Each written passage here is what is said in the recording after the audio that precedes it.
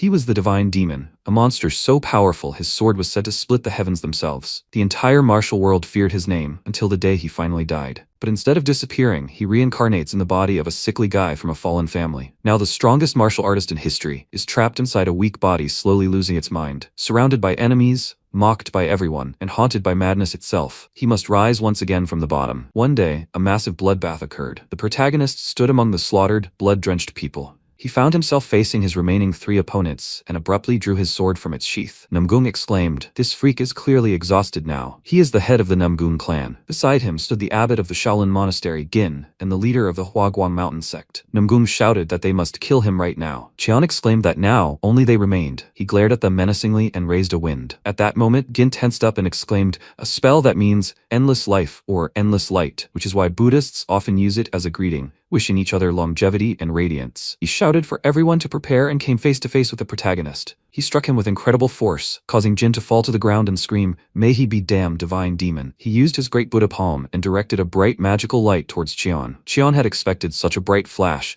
and easily dodged the attack. Gin was surprised and asked, "What?" Qian exclaimed that they would kill him first, and at that moment their powers clashed. Gin shouted at the other two, "What are they even doing? They should attack him now." After these words, Namgung and Guan moved to help, and using their magical powers, began to surround the protagonist and Jin, but nothing worked. They combined a flash the color of happy lightning, and shouted for him to die, even managing to hit Cheon. Blood spurted from Cheon's mouth, but he did not stop fighting. Jin pulled out his hand and shouted, "May he be reborn in heaven." At that moment, he pounced on his opponent, when Cheon suddenly rose into the air, greatly surprising Jin. Dark magical powers began to emanate from him, and a moment later, he destroyed his first opponent and slammed him into the ground. He then smiled and said that the next one would come soon, as Gin had died. The remaining Namgung and Guan realized he was nothing but a monster. Qian kicked off and abruptly ran toward them. Guan was in front, and Namgung told him to step aside, but it was no use, and Qian pounced on him with incredible speed. The divine demon Cheon, to kill him, drowning him in the blood of the central plane. The elites of all 9 great schools of the Orthodox Alliance had gathered here. However, confronted by the summoned power of the greatest under heaven, the Alliance was on the brink of destruction. Cheon shouted to the old man, "Has he already chosen a place for his grave?" He replied, "Of course, the place is already prepared. His grave will be right here." He used the endless rain of plum petals, everything around him glowing with bright pink magic, and the tree roots began to approach Cheon, who looked and realized he had to hold on a little longer. He remembered the old days when he was happy with his loved ones, and he couldn't die yet. Cheon used the demonic dragon martial art, the 5th technique, Black Dragon Evil Slayer. He struck with such speed that Guan died instantly. After that, only one opponent remained, and that was Namgu. Cheon was aimed at him when he used the King's Blind Obstacle Strike, and everything around him glowed with his blue magic. Qian knew it really hurt, but he only felt a slight tickle. The freak, the image of his murdered family was in his eyes, and he was so angry that he didn't care about the pain, and he pounced on his opponent, who looked at him in surprise, not expecting such a reaction. Qian swung his sword and struck Namgung with incredible force, causing his blood to spurt out and leaving him stunned. After that, Qian threw him aside a few more times and thought, "Cheon, he's a vile ophthalmologist for a demonic sect." At that moment, he struck him with one last magical beam, but Qian was able to easily avoid it, despite struggling to catch his breath for a long time. Namgung cried out for him to finally die and stabbed him in the back, because his worthless life would end here and now. Qian gritted his teeth in anger and pain and realized that the picture was slowly becoming clear. Yes, he was proposing to end everything here and now. Namgung asked again, "What?" Qian turned around and shouted that he had said they would end here and now. Blood spurted from his mouth, and he screamed, "This damned fate will not end." He stabbed the sword through himself, straight into Namgung, who was stunned by the pain and began coughing. Qian finally pulled the sword from his chest, and Namgung couldn't understand how this could have happened. It was his heart, so how had he defeated it? Had he really surpassed human limits? That was what he was, a divine demon. At that moment, Namgung died, and the dark magical powers began to dissolve into thin air. The 9 great schools were wiped off the face of the earth. Qian asked, would that be enough? He recalled his past, when children fought in the garden and shouted that they were arrogant brats. What did they even believe in, continuing to behave so impudently? Qian fought and injured his acquaintances. His teacher raised him and asked.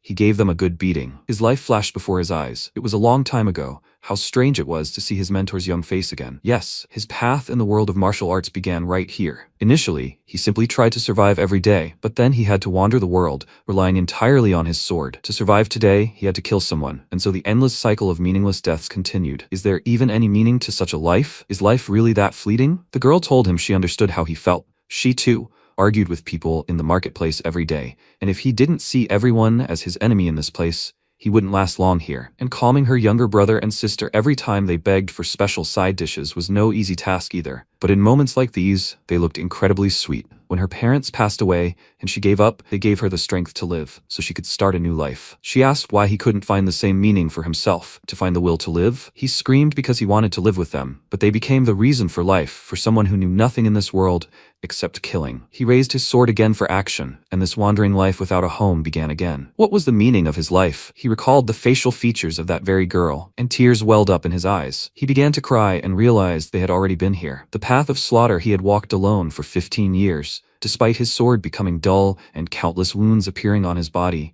he finally reached the full force of his power and carried out his vengeance. Finally, looking at the rising sun, he lowered his sword. The divine demon Cheon had fallen into eternal sleep in this place. When he closed his eyes, he heard screams. Did he show up here without any warning and talk all sorts of nonsense? Did he really think he would sell him his martial arts for a handful of coins? Cheon became enraged by the noise and asked, after all he had been through, was he really being cast into hell? The girl standing across from him was explaining that his older brother had an accident and wouldn't be able to inherit the clan's martial heritage. So how about passing on the family's martial arts to her son? He didn't understand what was happening and looked ahead questioningly. What was this even like? This clearly wasn't hell. The child began screaming that this was unacceptable, since his older brother was alive and well, as their family's martial arts could be passed down to a collateral branch on his mother's side. They weren't even close relatives. Even if the brother couldn't inherit the family's martial arts, their grandfather's techniques belonged to the family. Cheon looked at the children in surprise and asked, "Who are these two anyway?" At that moment, a young man approached them and suggested that this matter wouldn't be easily resolved,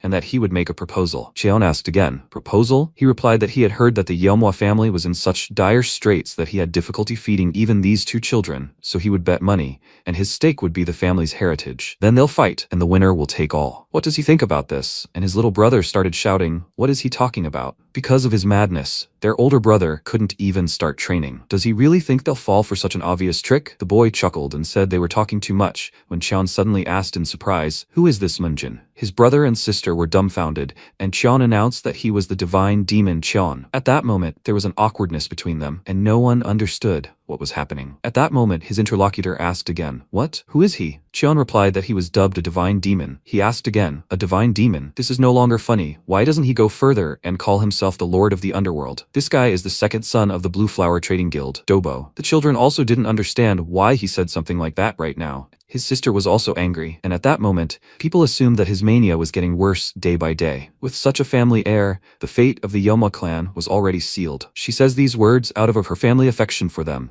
Let them not judge harshly, and there is nothing wrong with the proposal. This girl is the head of the Blue Flower Trading Guild, Bu Cheoen. Bu clapped her hands and said there was no point in talking anymore. She would consider their silence as an agreement to a duel. They should meet on the 5th day of next month at the Flying Shadow Pavilion. Dobo added that they would make a promise to each other, as one warrior to another. If he breaks his word, he knows what will happen, right? And they went ahead and decided everything themselves, and his sister asked again, what should they do now? He'd never really held a sword. Cheon asked again, are they talking about him now? The guys looked at him in bewilderment, and he replied that nothing funnier could be imagined. If he gathered all his energy into a fist, he could, but suddenly he realized that nothing was working and asked again, what? Where did all his energy go? What was this? He had no internal energy at all. He started screaming and got angry. What was wrong with his weak body? His bones were so fragile. Were these hands even capable of holding a sword? His sister started crying and begging him to stop. She begged her brother to come to his senses, even if his mind was paralyzed by madness. After what these people said, only the last idiot or a complete fool would just sit idly by. And her brother asked again, the last idiot or a complete fool? How could she say such offensive things to their older brother? She should apologize to him right now. She started sobbing and replied that she wouldn't do it because it was because of him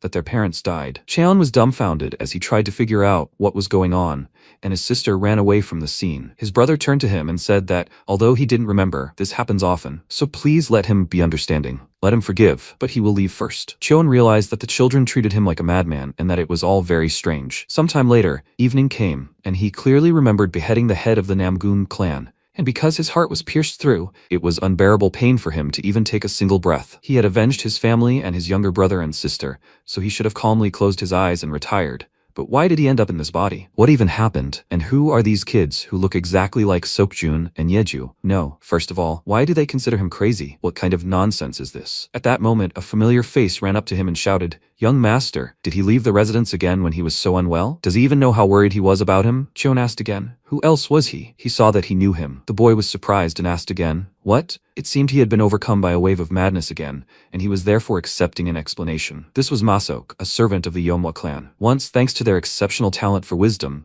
countless sectors of the Orthodox Alliance desired to take him as their disciple. He is the heir of the Yomwa clan, Munjin, who turned 23 this year. He is his young master. He has told him this for the 6,205th time. Cheon asked in surprise, really? Then if he was so talented, then why is his inner core in such a state now? And as for the words about mania, why does everyone treat him like a madman? Masok didn't know what to say. It happened 17 years ago. They decided to have a fair fight without internal energy, and Munjin, at 6, asked 9-year-old Dobo for a duel. Dobo replied, okay, a fair fight without internal energy. It was unknown who had first requested the duel, but the two young gentlemen engaged in combat without their elders present. They fought with all their might. As expected from Dobo, he deflected every blow. As expected from a talent who thirsted for everything, the Orthodox Alliance sector expected a fair fight without the use of internal energy. Then, surprised, he asked again, what did he just say? Dobo replied that he was an idiot and lunged at him with a fist. Munjin was incredibly frightened and was thrown far away. When he landed, he asked, Dobo, they had agreed to use internal energy, so why did he use the Fist of 7 Wounds? He replied that even in this situation,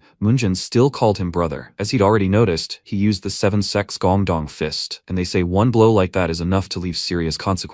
He's been testing this technique lately, and last week, he tried it on a senior disciple. He's still on the brink of death. Munjin, I wonder what will happen to him. After these words, he struck the kid again. Cheon realized it was all clear. That was why he was being treated like a madman. If this state was one of the consequences of the blow near the Seiren, then it made perfect sense. But more importantly, he damaged his core of internal energy, turned him into a madman, and now he was so shamelessly challenging him to a duel. Then how did they deal with that freak that had him so wild now? Masok replied that it was the late head of the family's decision. He asked again, the father of this body? Masok replied fearfully, yes. Besides being the late family head's nephew, young Master Dobo was also the heir to the Blue Flower Trading Guild and one of the 10 outstanding talents in the Central Plains. So the late family head only scolded him more severely, and that settled the matter. His own son had been attacked with fists, 7 people had brought him to this state, and he'd simply scolded the offender? What a pathetic family. And where are his parents now? Masok lowered his gaze and replied, his parents, but he didn't finish the sentence, and they entered the room. When Cheon walked to the mirror, Masok explained that his obsession had only worsened over time. The clan head had run up serious debts, desperately trying to cure him. 9 years ago, the mistress's illness worsened and she died. And 3 years ago, the debt-ridden clan head also died. Ultimately, he was left alone with his brother and sister. He couldn't even properly raise one son, and that's why he suffered. A cursed child who brought his parents to their graves. Now only his younger brother and sister will suffer. And so the glory of the Yelmwa clan has faded. All that remains are debts incurred in the hopes of curing him, 2 loyal servants, and a dozen warriors under his command. And also, the young master of the Yelmwa clan, Dojin, and the young mistress of the Yelmwa clan, Soen, his younger brother and sister. The family was destroyed by a single illness, so it's no wonder that child lashed out at him. Sometime later, night fell, and Cheon reflected on what he had learned from the history books in Munjin's room. When he was a divine demon, life had indeed left his body after the battle with the 9 great schools, and it seemed 30 years had passed since then. The sensation of this world is too vivid to call it a dream, so it seems truly real. Simply put, he's a madman without even a drop of internal energy, possessing the body of the eldest son of the Yumwa Munjin clan. In any case, all those he was supposed to kill are dead, and he has no regrets left in his life. But his younger brother and sister, their story is tragic, as the memories he saw further prove. After all, he'll now have to live in this body. Maybe he should help them a little? But there's a major catch. The Blue Flower Guild is the cause of all this destruction. The one who crippled this body was there, and the first thing he needs to prepare for is a duel with Dobo, which will take place on the 5th day of next month. Before then, he needs to embark on the path of a disciple at all costs. He smiled and wondered, does that mean he'll have to start from the most basic principles? He sat down in the lotus position opposite the window, thinking that it reminded him of when he first began studying martial arts as a child, when he'd even found it hard to breathe. He inhaled and saw a bright glow, wondering if perhaps this body's natural talent was truly special. He didn't even have to try to sense the chi in the air. Multiple bright rays appeared around his body. Cheon simply closed his eyes, and a bright light began to emanate from him, piercing even the walls of his house. After a while, those in the house heard a loud scream. They didn't understand where it was coming from, and ran into the room, asking, "What's wrong, young Master Munjin?" He fell motionless to the floor, and the man screamed that young Master Munjin had finally died. No, the brat was perfectly fine, except his pulse was faster than usual. Maesok clutched his head in hope and exhaled with relief. Wangbong grabbed his hands and asked why his body had become healthier. Munjin raised his head and asked, "What's wrong with this body, you old idiots?" Just trying to form a core of profound energy had turned into such excruciating pain. And he asked again, "What did he just say?" Munjin screamed and asked, "Why does this whole thing have such a shitty constitution?" Guangbong replied that if he was talking about his body's constitution, He'd heard a monk call it a heavenly martial constitution. Cheon was surprised by this name, and Huangbong said, yes. It was also said that his body was blessed by heaven to walk the right path. Cheon asked again, is he laughing now? At that moment, he began coughing up blood and realized that this constitution was completely incompatible with demonic martial arts. If a person with such a body tried to cultivate demonic martial arts, the pain would be excruciating and everything would end in death. There was a heavenly constitution of feelings and a heavenly constitution of murder, as well as a heavenly constitution of flames and even a heavenly constitution of longevity. At that moment, Moonjin fell again, and Ma-seok shouted at him not to lose consciousness, waving his arms. Cheon didn't understand why. Of all the listed constitutions, he had been given this one. It was simply a curse, because in theory it would happen next month, and everything was really very bad. He asked in a trembling voice, who were those old men? Ma-seok replied that they were the chief rulers of the Yeomwa clan, Bakmin and Huangbong. Cheon thought, the heir of the clan is on the verge of death,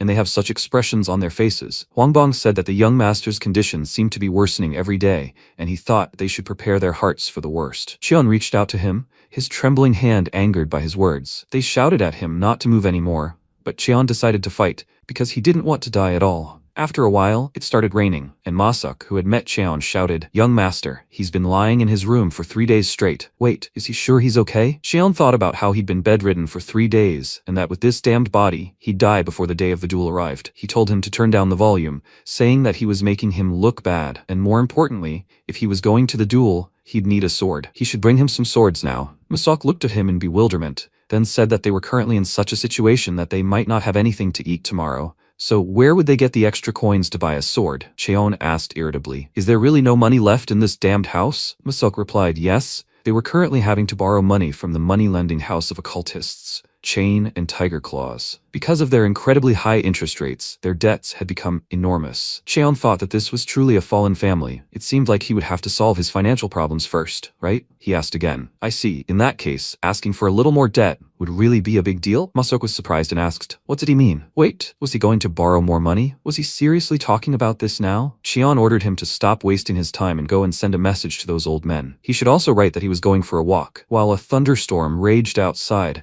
Huangbong saw the letter and started shouting. Was he really saying that young master Moonjin had gone off in Tiger Claws again? Okay, he thought that wouldn't be a problem. They'd just send him on his way, right? Bakmin replied that he thought the problem lay elsewhere. If young master continued to be an eyesore in Tiger Claws, the assassination squad would take action. After some time, they arrived at Tiger Claws, a money-lending house. Moonjin grinned and said, thugs, tell your boss that Moonjin from the Yeomwa clan wishes to see him. Tiger Claw's guard Noho said, if he comes here to gamble again, he should stop talking nonsense, play quietly, and get out of here. Cheon asked again, what? He can't convey his words. Then let him call his boss. Noho asked him what he just said. Ma-seok replied in a trembling voice that he didn't mean that at all, that his young master was simply ill. Cheon asked him again why he was staring. Noho decided to fight him, and Cheon asked what was wrong. He told his brother that this jerk wanted to see the head of the company. The deputy head asked again, was he here or something? The manager? He wanted to meet with the head?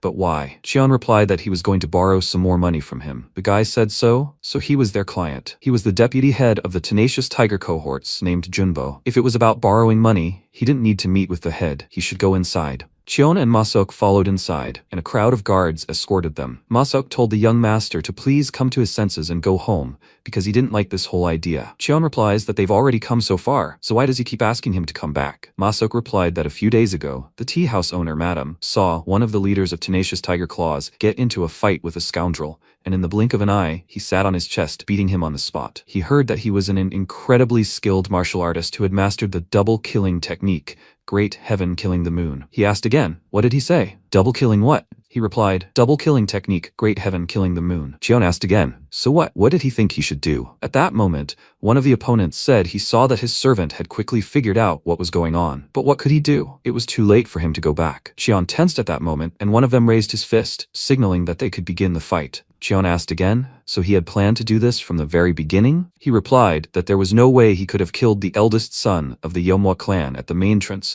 where a crowd of people had gathered. He couldn't even pay off the interest, let alone pay off the principal. Yet he dared to show up here so brazenly. He won't let him pick their pockets like his parents did. At that moment, Ma-seok began to bow at their feet and shout, please forgive them. and he begged for his young master's life. Cheon asked again, what, like his parents? He never had parents. A moment of confusion arose between them, and he realized it was a curse, as for a moment he felt like his former self. His rival replied that he was starting. Junbo offered to beat him lightly. The knights abruptly drew their swords and shouted that they would carry out his orders, then grabbed Cheon by the clothes and yelled at him to die. The insolent freak. Masok cried out in fear, but at that moment, Cheon broke his bone, and he cried out in pain. He screamed. What kind of trick did he use? Cheon replied that for such a large body, his bones were too fragile. With such a body, he should take advantage of this moment rather than attack head-on. Then he asked why they were all frozen in place. They had to finish him off quickly. The guys pounced on Cheon, who tried to deftly avoid their attacks, and one of the attackers shouted that he was a slippery snake. Cheon thought that since the rapid stepping technique wouldn't work here,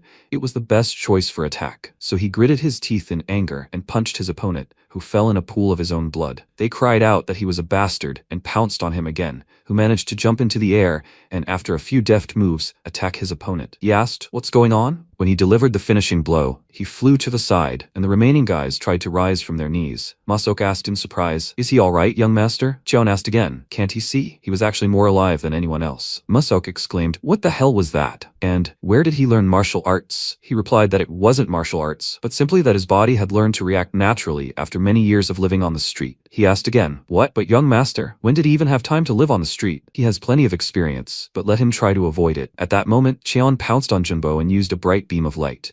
He asked again, "What, that coin?" Junbo told the pathetic warriors to get out of sight, and he would deal with him himself. Cheon replied that he simply wanted to speak with their leader. Was that really such a difficult request? Junbo replied that the leader wasn't someone you could just meet with, so let him bid farewell to his life. After these words, he lunged at Cheon with his sword, and moments later, a bright flash of light erupted between them. Cheon managed to block this attack with his chopsticks, which surprised Cheon. Cheon thought he brought them as a substitute because he didn't have swords right now, and they were very useful. A flash of light erupted between them, and he realized that, as expected, they were using martial arts he'd never heard of. When he clenched his hand into a fist, he realized his opponent had opened up and struck him in the arm. He cried out in pain as a huge stream of blood began to seep from his vein, and he thought that not only had he blocked him with chopsticks, but he was also using them to attack. He was a terrible person, and at that moment, Junbo threw his hand aside and began cursing. Cheon said that if he continued to underestimate chopsticks, he would soon bleed. With these words, he pounced on his opponent and dealt several blows. Junbo couldn't understand. Wasn't he a madman without a single drop of internal energy? How had he suddenly achieved such a profound mastery of weapons? Was this really Munjin from the Yeomwa clan whom he knew? Cheon said he'd heard their family was deeply in debt, so he was a little curious about their kind.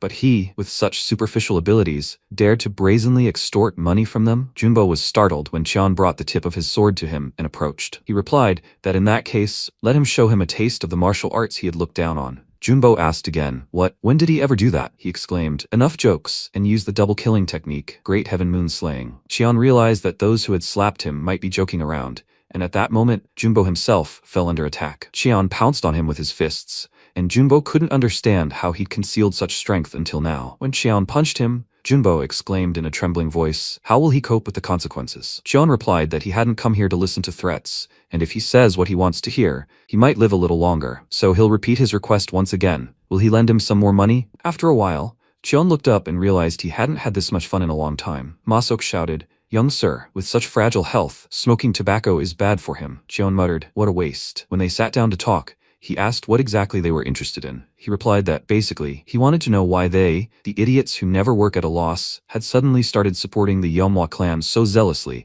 and without any collateral. There was clearly some malicious intent at work here. The man replied that he was mistaken, young master. What kind of malicious intent could there even be? Cheon asked again. Seriously? He could hear the gears turning in his head even from here. Let him think about this carefully. If he shoved more than 12 dice down his throat, he wouldn't be able to say anything, no matter how much he wanted to. When the lantern lit up, the man said the order came from the Blue Flower Guild. Cheon asked again, "Really?" He had a feeling those rats were involved, so how did they make a deal with them? The guy didn't know what to say, and Cheon said he was some kind of enlightened warrior. If he was going to be loyal to someone, he should be loyal to his subordinates, even if his body was hacked to pieces, and this place burned to the ground today. Those degenerates wouldn't even bat an eyelid. The guy was dumbfounded, and then his face suddenly glared with anger, expecting them to sign a contract. The Blue Flower Guild told them to borrow as much money from the Manhwa clan as they wanted at the highest possible interest rate. They asked to put their family in such a dire situation as if they were in debt to the King of Hell himself. If they did everything as they said, after the Manhwa clan's fall, they were promised a decent compensation and the return of their land holdings. The protagonist asked again, so he did take the clan's land as collateral, right? Then he owes 300 ning of gold, which he takes today. How much will that be in a year? He replied that according to the contract, it was approximately 5,000 gold. Cheon chuckled and asked again,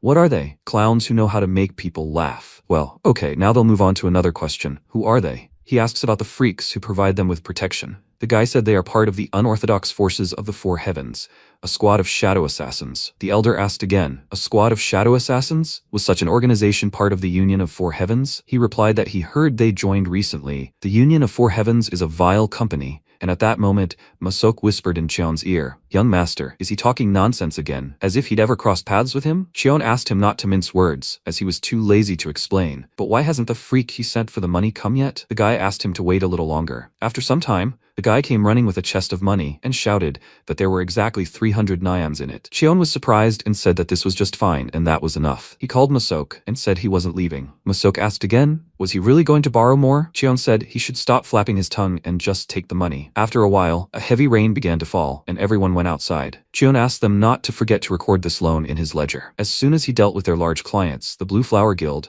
he would come to pay off all their family's debts. And apparently, they were freaks, and were also shaking money out of ordinary people, and they should shut down this business. If they crossed the line, he would bury them alive. Junbo replied that he would remember this, then sighed with relief and thought that they would see who would be buried alive first. The crazy young master from the Manhwa clan had really surprised everyone today. Sometime later, Cheon arrived home, and his friends ran up to him and started asking if he was bleeding. He replied that it didn't belong to him. He asked what had happened in the tiger's clutches. He replied that he simply went and borrowed some money because he had heard that life was hard for them, and they also needed to feed the Manhwa clan warriors well. They couldn't allow even those who had remained with them to run away. Masok held the chest with trembling hands, and the elder asked them again, did they steal this money from somewhere? Those moneylenders would never have lent them money. Before leaving, he told them to properly record everything in the ledger, and he, the elder, simply needed to focus on making sure his younger brother and sister had clothes and food. Please, let them try their best. They listened silently to their master, and one of them said,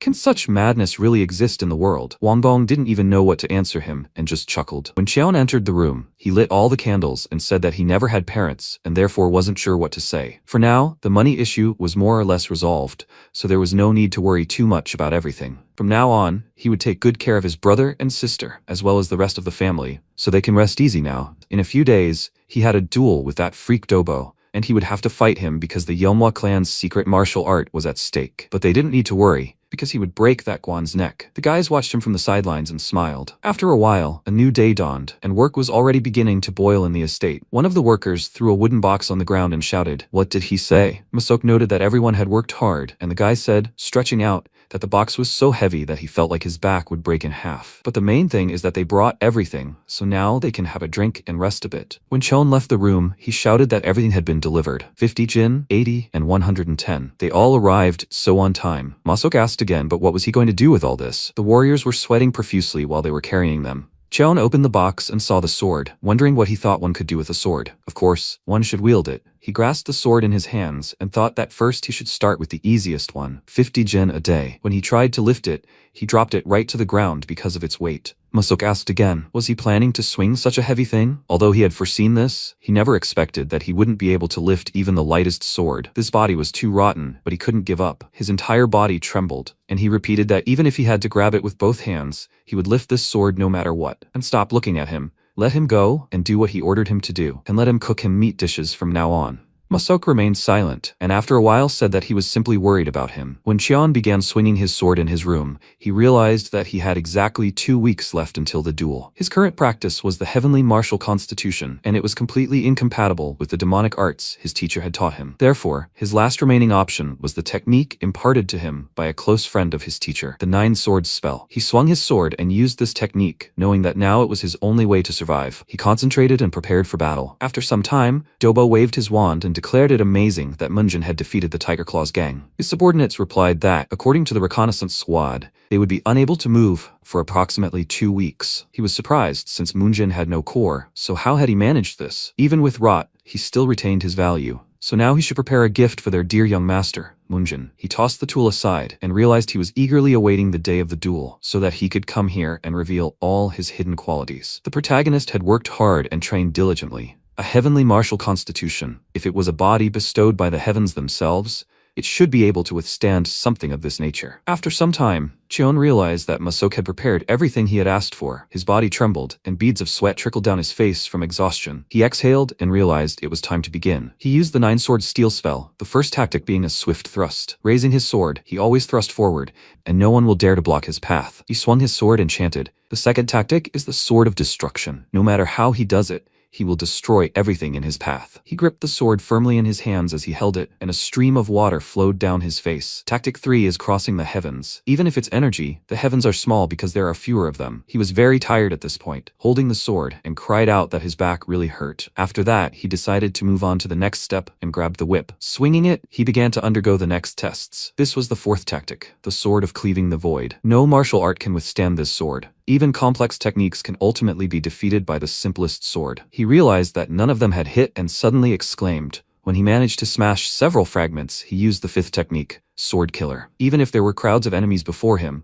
they would all kneel before this sword. He shattered several logs and realized that despite their overwhelming numbers, ants could never surpass an elephant. So numbers meant nothing in the face of true strength. He dragged the sword behind him, and suddenly a log fell on his head. He cried out in pain and grew angry, then moved on to the next step. This was the sixth technique, the blade that splits the moon and its reflection on the surface of the water. Even the moon floating on the water would be split by this blade. Was this all he could extinguish? Next time, he would have to do more. The seventh tactic is the unification of the sword with the earth, the ground parts before this sword. Thus, the blade is capable of cutting through anything, regardless of size. He couldn't understand why there wasn't a single scratch on it. The eighth tactic is a blade that destroys the heavens. Even the heavens will open before his sword. So is there anything in this world it can't cut? He tossed the sword aside and used the ninth tactic, fighting himself. Finally, his blade was ready, so there was no longer any reason to pick up a sword. He closed his eyes in exhaustion and realized that at best, this could only be called a good imitation. This was the final stage, fighting himself. He remembered his previous mentor when he was just a child,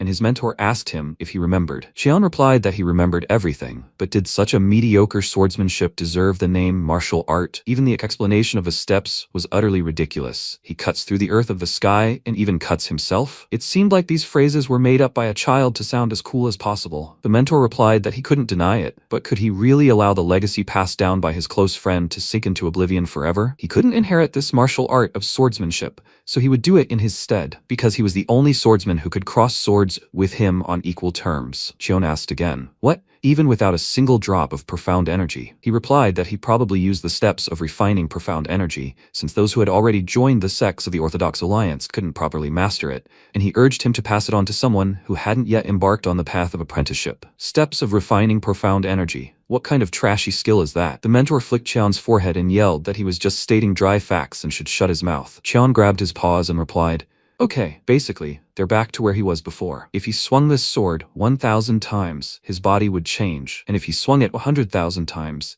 his sword would begin to fill with energy. And if he swings this sword 1,000,000 times, it will be difficult for him to find an equal force anywhere in the world." That's what he said. "So, if you swing the sword 1,000 times a day, you can master this fencing art in 3 years? Was this man really his equal, teacher?" The mentor replied that he couldn't say for sure, because if they had gone to the very end, one of them would certainly have died. Cheon looked up at the sky and wondered how strong the warrior was, and who it was. At that moment, Masok became frightened when he saw Cheon unconscious and began slapping him on the cheeks. He was surprised that he was okay, because he was worried because he was still unconscious. Cheon replied that if he hit him one more time, he would finish him off. He didn't understand why he fainted from a single approach, let alone 1,000 times a day. Apparently, he had a long way to go. Masok said that although it was late, he needed to eat. Cheon asked again, "Is that pork?" Masok replied that he himself had told him to serve meat. They hadn't bought meat in a while, so he tried to cook it as deliciously as possible. Cheon replied that he should serve beef tomorrow. Masok was surprised and asked again, "Beef?" He replied that beef was better for building muscle. If the problem was a lack of money, then he should take as much as he needed from the moneylenders and give it to the manager so he wouldn't worry too much because he would have to borrow more money later. And until he and Dobo fought, he would eat only meat 3 times a day. He asked again, "By the way, young master, since when did he master this martial art?" Cheon wondered, why is he asking? Was that so strange? Indeed, someone who was unable to behave like a normal person suddenly began studying the art.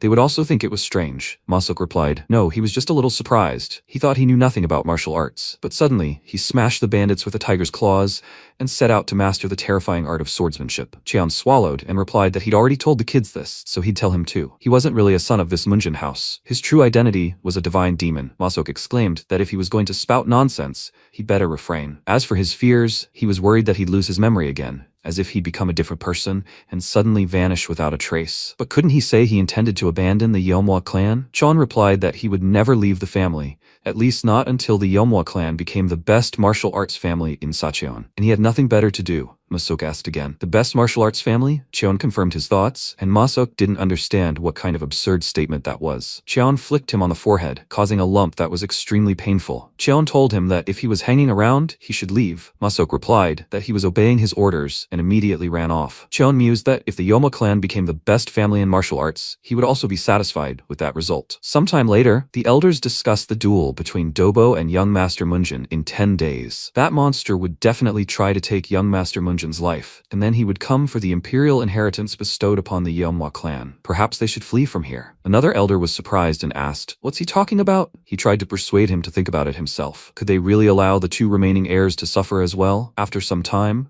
Cheon continued training until his strength failed him. He spent his days using the sword, so much so that his muscles had now strengthened somewhat. Although with great difficulty, he was now able to lift even a sword weighing 110 jin. But why was his swordsmanship still so unstable? Exactly 1 week remained until Dobo's duel, and Munjin was still training. When the guys entered his room, they looked at him, and he asked again, "What brought them here?" "It's dangerous here, so they should find another place to play." The guys replied that they were worried about him and had been watching him for several days in a row and thought he was overexerting himself. Did he decide to push himself because Son had spoken harshly to him that day? She had simply lost her temper. Cheon exhaled and thought that when he saw them, he remembered those children. He patted their heads and told them that he was completely fine, so they shouldn't worry. Dojin exclaimed, "By the way, Munjin, his stance looked truly amazing. He did it like this, right? He looked like a real warrior." She replied that the stance was not quite like that. The older brother stretched his arms forward even further. Cheon didn't understand. Were they imitating him now? What cute children they were. The sight of these children brought back memories of the days when he trained with the teacher. When swinging the sword, he should exhale as long as possible, and now try to freeze in one place and just take his time. And finally, he should return to the starting position. Take a slow, short breath, okay? He thought about it and realized that the most important thing in the 9-sword solo is the breathing technique. He forgot the teacher's words. After that, he told the guys not to worry about anything because he would definitely win, so they should quickly return to their rooms. He sent the children out of the room,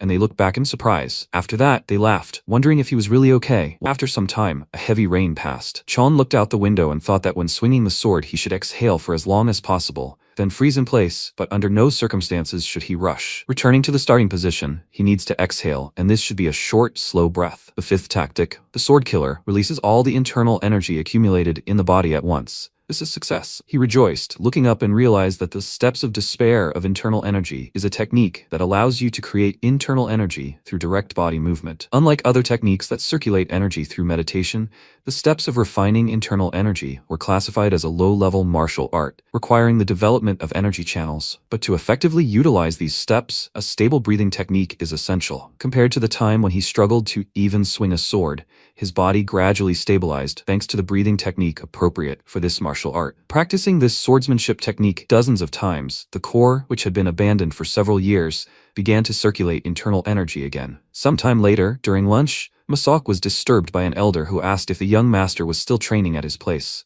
He was stunned and replied that he seemed like a different person. At first, he kept losing consciousness, but now there was no sign of exhaustion. It seemed the divine energy treatment he had received from the Mudan earlier had been effective. Huangbong wondered if even the treatment from the Mudan was the cause of his improvement after just one session. He asked him to let him know if any problems arose, and Masok passed by and shouted, "Okay." Huangbong frowned and thought. When Masok approached the young master, he was glad to see him and said he had brought his dinner, only to see him smash everything around him. He didn't understand what had happened here. Cheon replied that the space was tight and there wasn't enough room for his training. That's what he said. From now on, he would use the training grounds. When that day arrived, his enemies gathered around him. Cheon said, "So there are guests here." Masok addressed the warriors as respected figures and informed them that the young master had said he would use the large training grounds from now on. They turned to him in bewilderment. And at that moment, Cheon slammed his sword on the ground and shouted that he needed the large training grounds for his personal training, so he would borrow this one for a while. He thought it would be more spacious there. There's another training ground nearby, so they can use it for training. The guys didn't understand what this Walking Dead man just said. Simply swinging a sword doesn't make anyone a martial artist, especially since the tip of his blade has never been stained with blood. He exclaimed, "Wow, what heated glances they're casting his way." One of the guys said, even though he is the young master of the Yeomwa clan, to suddenly come and talk like that. Before he could finish his sentence, the commander of the Yeomwa clan's death squad, Boyne, raised his hand and ordered everyone to step back. The young master said he was going to train in martial arts. Everyone got angry and walked past, whispering that it seemed his mania was returning. Cheon, hearing these words, told the idiot to stand still. Boyne was dumbfounded when he heard these words and turned around, asking if he had any complaints to say them to his face. After all, only cowards hide their discontent. He asked again, what was he proposing? Cheon replied that if he had complaints among those who made a living, wasn't the answer obvious? He extended the tip of his sword toward his opponent's nose and said they should fight once. He was dumbfounded and said, "Young lord, no matter how distorted the morality of this world may be, I won't find a warrior here who would draw his sword against the one who would become the clan leader." Cheon replied that he had heard the saying, "A dog that bites doesn't bark, and one that barks is full of fear." If he wasn't going to take a step forward, then he shouldn't start barking, and should live like a frightened dog with his tail between his legs. Boyne became very angry and shook with rage, when suddenly he swung his sword and said that even if he regretted it later, he would not care. Cheon replied with a smile on his face that he did not know, because he was not one of those people who ever regretted anything. Masok closed his eyes in fear as he watched what was happening, and Cheon replied that he didn't know. Those around him watched his actions in surprise, and he continued, saying that he wasn't the kind of person who ever regretted anything. At that moment, he drew his sword from its sheath and thrust it into the ground, after which a struggle began between them. Boyne swung his sword sharply to strike the protagonist, but he deftly dodged the blow seconds later and grabbed him by the neck. Those around him didn't understand. Was he really fighting without a sword? And what kind of movement was that? Everyone watched Cheon in amazement as he changed, rarely lifting his feet to avoid being hit by Boyne's sword. Masok was sweating from fear, worried about his master. Boyne shouted at him to stop dodging and let him deflect his attacks with his sword. Cheon replied that that was right, that's what he should do. As Cheon plunged his sword into the ground, Boyne explained that he'd been a member of the Yeomwa clan for 25 years, so he knew full well that the family had become what it was because of him, young Master Munjin. But now he suddenly started talking about martial arts. Cheon looked at him in surprise, after which their fight continued,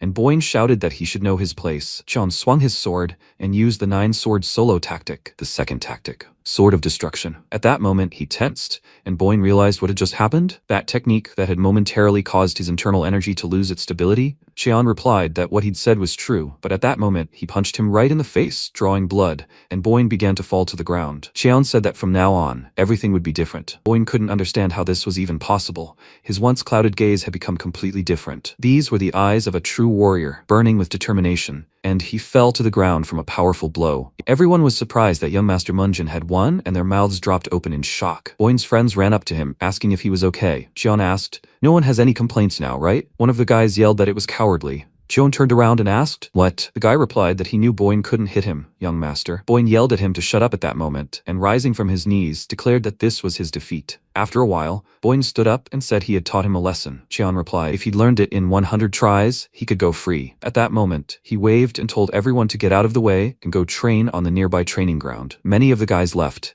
leaving the training ground to the protagonist. He turned to Masok and told him to leave too. Masok looked at him in surprise, and then evening fell. One of Boyne's friends started screaming in anger. He might be their master, but weren't his actions too much? Why had he let him get away with everything? Boyne asked again. Who else had ever shown mercy? He thought he was already 1 foot in the grave. His friend asked again, "Is that true?" He replied, "Does he look like the type to lie?" The guy replied that he didn't mean that, and Boyne said he didn't know what happened, but their crazy young master had received a chance granted by heaven itself. He wondered, a chance granted by heaven itself? And when had he managed to do that? There had been no reason to do so. Masok stood silently and said nothing. In any case, young Master Munjin had changed, so everything would probably be fine now. After some time, evening fell, and the elders began discussing the duel with the Blue Flower Guild tomorrow. Bakman turned to Huangbong and asked if he knew how many years had passed since they joined this clan. Huangbong replied that it had been about 37 years. Bakman noted that this was quite a long time. In his younger years, the Jute Flame Emperor was truly an unrivaled warrior. He appeared in the Jianghu alone, and even the clan at the top could not deny his martial prowess. Hadn't they sworn to dedicate their entire lives to his light? However, now he had broken that oath. Bachman replied that they simply needed to somehow continue his lineage and martial legacy. Wangbong replied that he knew this and didn't need to convince him of it. For 17 years they cared for the insane young Master Munjin, and for another 17 years they protected the Yomhwa clan, which he had espoused with him. Even if they met the Jutei master in the afterlife, he wouldn't judge them, would he? More importantly, are the preparations complete? Bachman asked. Did they really need so much preparation? They just needed to grab some money to settle in the new place, and besides that, there were still a few warriors and 4 clan scrolls left. At that moment, he told Wangbong to go first. He was surprised and replied that, after all, he was his blood relative, and someone had to take care of his body. A hired guild master and a blue flower would be there to witness the duel. Wangbong noted that they were bragging for everyone to see about their plans to commit theft, but Bachman replied that they were simply saying they were confident of victory. The Blue Flower Guild, those evil snakes, would burn this place until not even the roots remained. He should go to the appointed place and wait for him there. The young master and mistress would probably be shocked. When a new day dawned, Masok and Cheon were having breakfast and began discussing how the meat had become tougher lately. Masok replied that he was just imagining things, since the cheapest parts of the cow are always the toughest. Cheon asked again, had they run out of money yet? He replied that he had no idea, that the steward was simply giving them little. Cheon asked again, was he offended or something? Masok asked again, could a servant be offended by such a trifle? The protagonist wondered then why he had mentioned running away and ended up getting slapped by him. At that moment, he stood up and asked, okay, let him tell me how he liked his outfit instead. Masok replied without any emotion that he didn't know, but he looked better. Cheon was upset and turning away said that they needed to go. Masok, with a hurt expression and a large bump on his head, replied, yes. As Cheon folded his sword behind his back, he met some elders along the way, who asked if he had decided to go. Cheon replied, Elder Bachman, please don't tell him that too has come to spout nonsense about wealth. Bachman replied that he hadn't even considered doing that.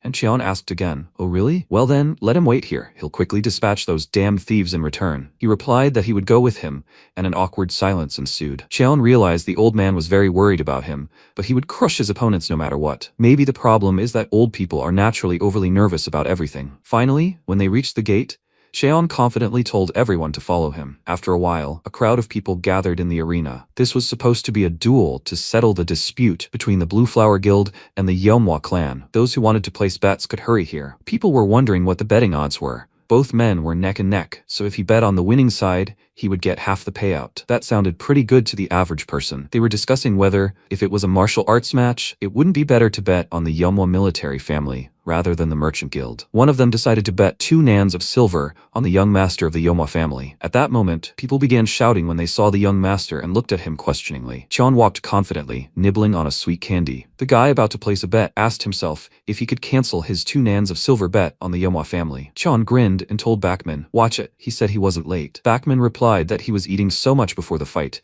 which was a bit improper. At that moment, a girl with an umbrella approached them and remarked that they hadn't seen each other in a while. It was Boo, who said that since he was her blood relative, she would ask again. Should he insist on this fight? He asked again. What? She said that the Yomhwa family challenged first. They don't have the talent for it, so why resort to something so reckless? Apparently, the rumors about his mania worsening were true. Cheon continued eating candy and thought, let everyone just look at her.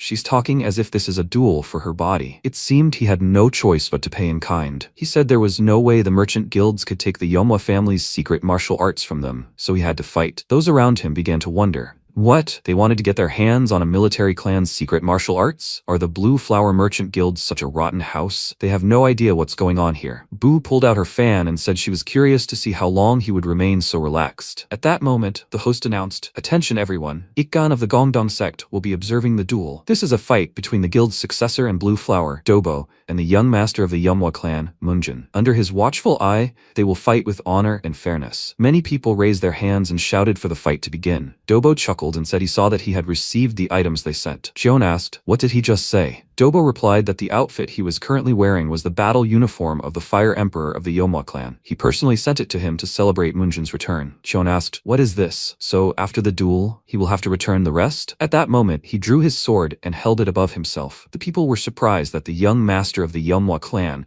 was a master of swordsmanship. But how could one practice fencing with such a large sword? By the way, wasn't the Fire Emperor a master of hand-to-hand combat? After these reflections, there was silence. And at that moment, Bachman turned to Masok and asked if the young master had said anything to him. Masok asked, what did he mean? When he had told him to run that morning, He had become very angry. Bachman asked again, did he suggest he run away? He replied that he was just joking, and, frankly, he was confident of the young master's victory. Although, with a trembling voice, he wondered if it would have been better to run away. No, the young master had changed, so he should give him a chance. But did such sudden changes happen? Bachman wondered if madness could be contagious, looking at Masok's strange behavior. At that moment, Ikgan shouted, "Are you all ready?" Cheon frowned, and Ikgan exclaimed that if both sides were ready, they would begin the fight. At that moment, he created a loud sound to begin the fight, and Cheon immediately rushed to attack his opponent. Dobo was surprised by his sudden movement, and a fierce battle broke out between them. The people around him couldn't understand why he was so fast. Hadn't people said that young Master Munjin had become more insane? He had heard that he had never even studied martial arts, so where did he get such strength? Dobo tensed when he realized his situation, and growled that they would see his abilities. A day-old puppy. He reached out to Cheon, and they began to fight. When Cheon received the first blow to the face, blood spurted from his cheek, after which they both moved to another place and found themselves facing each other. People shouted with joy at the sight of such an amazing fight. Boo, watching from the sidelines, thought that this surprised her, as she didn't expect Munjin to be so firm on his feet. However, compared to the martial arts Dobo had accumulated so far, he was a mere blank. Cheon struck his opponent's hair with a sharp sword, cutting off numerous clumps, and they continued to wrestle. When Cheon swung his sword, Dobo struck the ground so hard that a bright column of light shot straight into the sky. They had already fought amid thick dust from such a battle, and he thought that Munjin, today, they would drive him completely mad. When they found themselves facing each other, Dobo realized that allowing others to dominate was what he did best. With these thoughts, he pounced on his opponent, but Cheon continued to deftly dodge his attacks. Bachman remarked that he thought young Master Munjin would immediately be hit, but he was holding on like that. Masok noted that he didn't know the details, but it seemed the young master wasn't currently using his full strength. Bachman asked again, what had he suddenly said? He replied that he'd been secretly observing the young master's practice, so he could reasonably expect a more powerful, monumental strike from him. Meanwhile, the protagonist pondered. As far as he could tell, his current level was roughly on par with his opponent's. Was such a short break really enough to catch up? He wiped the sweat from his face and realized he didn't care. In the past, it had never mattered whether his opponent was stronger than him. After all, he'd killed them all, so he'd certainly kill this freak too. Their fierce battle continued at this pace. From the dilapidated hut, they traveled east for 5 kilometers, then another 3 kilometers, and that's how they managed to reach their destination. Fortunately, the young master and mistress had fallen asleep, so they were easily taken along. Some time ago, Wang Bong had asked Bachman if he was sure he wouldn't go with him. Bachman replied that he remained his blood relative, so someone should be there to take care of his funeral. He would be a witness who would personally oversee young Master Munjin's final journey. Wang Bong said that they would then go first and meet at the appointed place. He was still unsure if they were doing the right thing. Meanwhile, Munjin continued to fight. He understood that Dobo was quite good for his age, but in the end, he was still feeling a little shaky. The people watched the battle in surprise and hope, wondering why they looked evenly matched. Did it even seem like young master had the advantage? One of the spectators replied that he had heard that the second Engel Blue Flower was a disciple of the Gongdong sect, but his skills weren't all that outstanding. Xian gritted his teeth in anger and charged at his opponent, just as Bachman shouted, "Young Master Munjin." Masok also shouted at him, begging him to dodge, and at that moment, Bu smiled in anticipation. Qian used the 9 swords solo technique. First tactic, a swift thrust. When he dodged the attack with this tactic, everyone was stunned by what they saw. Could he really have blocked such a powerful blow? Dobo gritted his teeth in anger, not understanding what was happening. He hadn't expected this turn of events at all, and Chan looked him in the eye and smiled. Dobo called him a freak, and their fight continued. Bachman thought that the young master was concentrating all his internal energy and would most likely deliver the final blow now. Masok was frightened, but at that moment, Dobo shouted that everything was happening too slowly. He was concentrating his internal energy too slowly for the attack. Qian used the 9 sword solo technique, second tactic, a sword of destruction. When a bright flash of light erupted between them, Dobo realized his failure and realized how helpless he was against him. Qian walked toward him with a smile on his face, and their swords clashed again. Dobo was horrified at losing to this freak who didn't have a drop of internal energy. A moment later, his sword was shattered and broken in 2, and his arm was severed. Dobo saw blood and cried out in pain and horror, after which Qian kicked the ground and kicked him in the chest. When Dobo, defeated, flew to the side and fell in a pool of his own blood, Bu exclaimed in horror. Dobo. Everyone was stunned by the horrific sight, and Bachman and Masuk were dumbfounded. The arena fell silent as everyone saw Dobo destroyed. Had young Master Munjin really won? Qian took his hand and raised it up, saying that he accepted this as payment for 17 years of resentment. Bu asked with a trembling voice, "What did he just say?" He said that since it was about the Blue Flower Guild, he thought they would find a way to get it back. At that moment, Ikan leaped up and ran up to Dobo, placing his hand on his chest. He announced that his energy core had also been destroyed. Bu also descended into the arena in horror, and Ikkan asked if it was really necessary to go so far. Cheon asked, what was he talking about? Ikkan rose to his feet and replied that there was a clear gap in skill and that the duel had long since ended. Cheon asked, really? If he maintained that attitude, he could be held accountable too. Was it really necessary to use a spell on a 5-year-old who knew nothing about martial arts? He'd simply closed his gestalt. From now on, they would have to pay for provoking the Yomo clan, and they must prepare well for it. Bu fell to her knees after hearing this, clenching her fist. She thought she would never forgive him. The people watched the scene in shock and began raising their hands in support. Just think, he crushed a sect disciple in just a few moves. This was a swordsmanship they'd never seen before. This was the birth of a new martial artist. Bakman approached Munjin with Masok, and they ran closer, and Cheon announced they were returning. Bakman asked again, what? After that, he immediately agreed and wondered if young Master Munjin had always had such a broad back. After this, Cheon turned and said,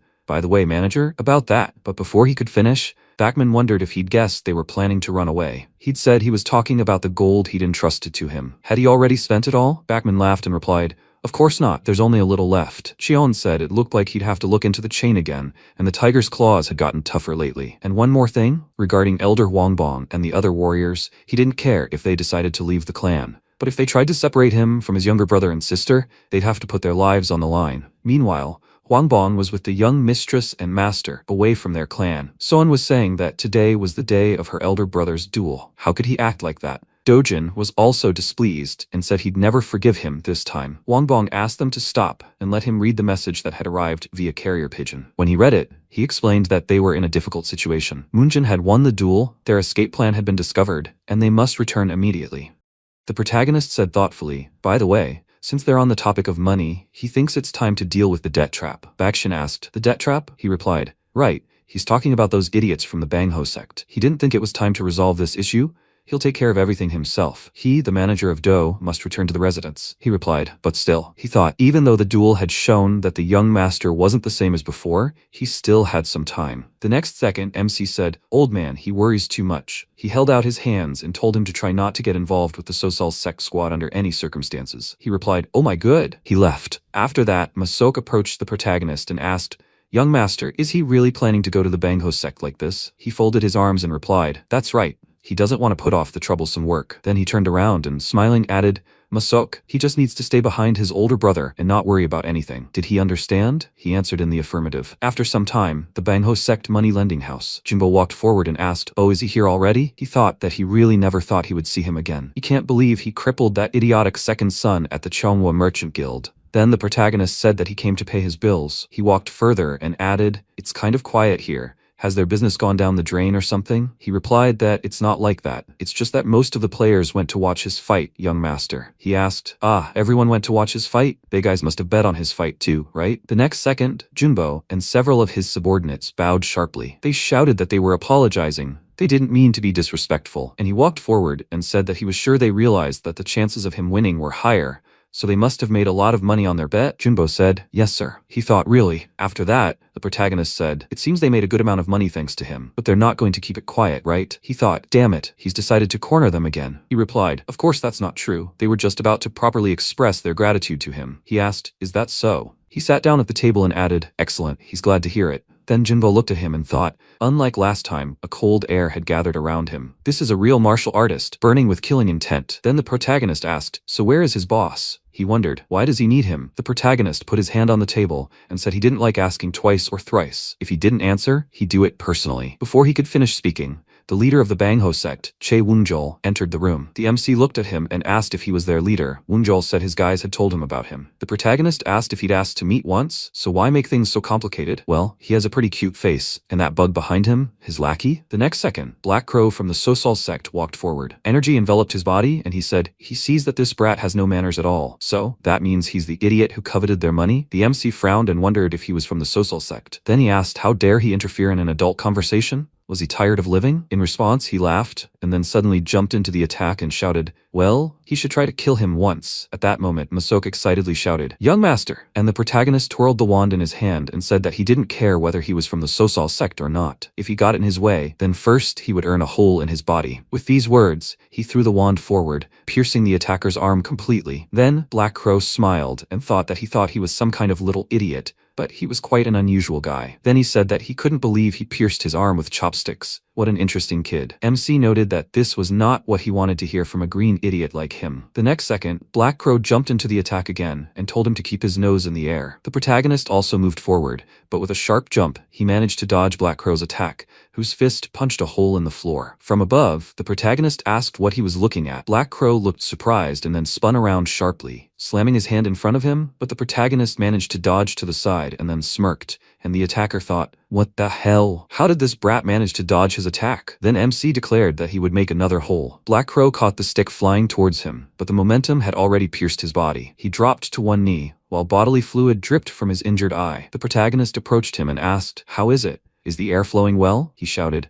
What an idiot. Now that he touched him, the brothers from the Social Sect squad will begin their action. He asked, "Oh, is that so?" He shouted that now his family and subordinate wouldn't be safe either. But the next second, the protagonist added a kick to his face and asked, "Social Sect? Let him come if he has the courage, but first he will kill him here." He screamed. "He must wait. He will give him everything, both his wealth and his concubines, but please, he must spare his life." The protagonist asked, "What? He suddenly wanted his life?" He didn't need his concubines, but he liked the words about wealth. Black Crow shouted that everything was in Daochang. That is, he would definitely bring him here. He replied, "Okay, that's the right approach. But if he suddenly doesn't return, then he will have to breathe through an additional hole that he will punch in his face." He shouted that he will definitely come back. Then the protagonist looked at the head and said, "Now how about we start the debt write-off procedure again?" The next second, Moonjol fell to his knees and began bowing, begging him for mercy. The MC came closer and asked, "Him too?" He looked up at him and shouted that he would give him all his property. The protagonist asked what he was talking about. Everything that belonged to him was already his. He was surprised. What was he talking about? He replied that if you take the 7,000 Nyang profit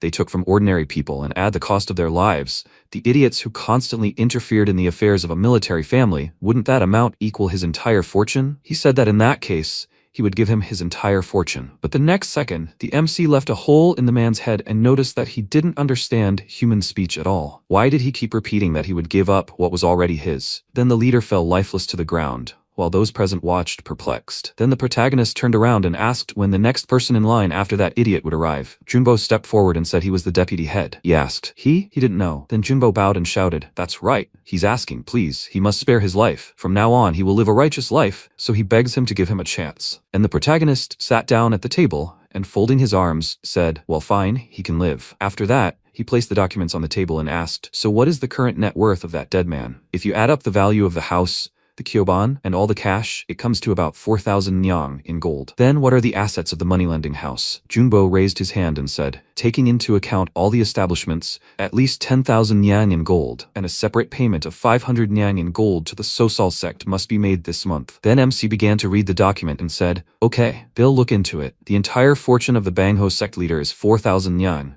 and the business he stole must naturally be returned to his family. The total assets of the Bangho sect are 10,000 nyang in gold, plus a payment of 500 nyang in gold to the Sosal sect. If we add compensation for moral damages, the total amount is 20,000 nyang in gold. He thinks he's judged fairly." Junbo shouted that he'll immediately prepare all the documents and bring them here. He replied, "Okay." He offered to complete all the documents right now and complete the gold transfer. He shouted, "Yes." Then the protagonist rested his chin on his folded hands and said, "Now isn't it time to discuss the value of the remaining people's lives?" With these words, he looked at the two men standing before him and added that he had said he would spare him, but there was no mention of their lives being spared. They cried out that they were begging for mercy. After a while, Baeksin stood next to a huge number of chests and cried out in surprise, "What's all this?" MC stood behind him and explained that he had sorted out the debt pile. Each chest contained 400 nyang in gold. He said, "Young Master Hua." He turned and asked, "Didn't he tell you who was behind the moneylender's house?" The protagonist replied that he had mentioned the Sosal sect. He asked if he knew who the Sosal sect was doing business with. He replied that he didn't. Did he really need to know? He replied, "Jusugong from the Red Sword Sect clan, sworn brothers of Black Crow and Red Crow from the Sosal sect squad." Then the protagonist asked, "Isn't this Black Crow the one with all 10 fingers pitch black?" Baeksin cried out in surprise, "Have they met before?" He replied that that was right.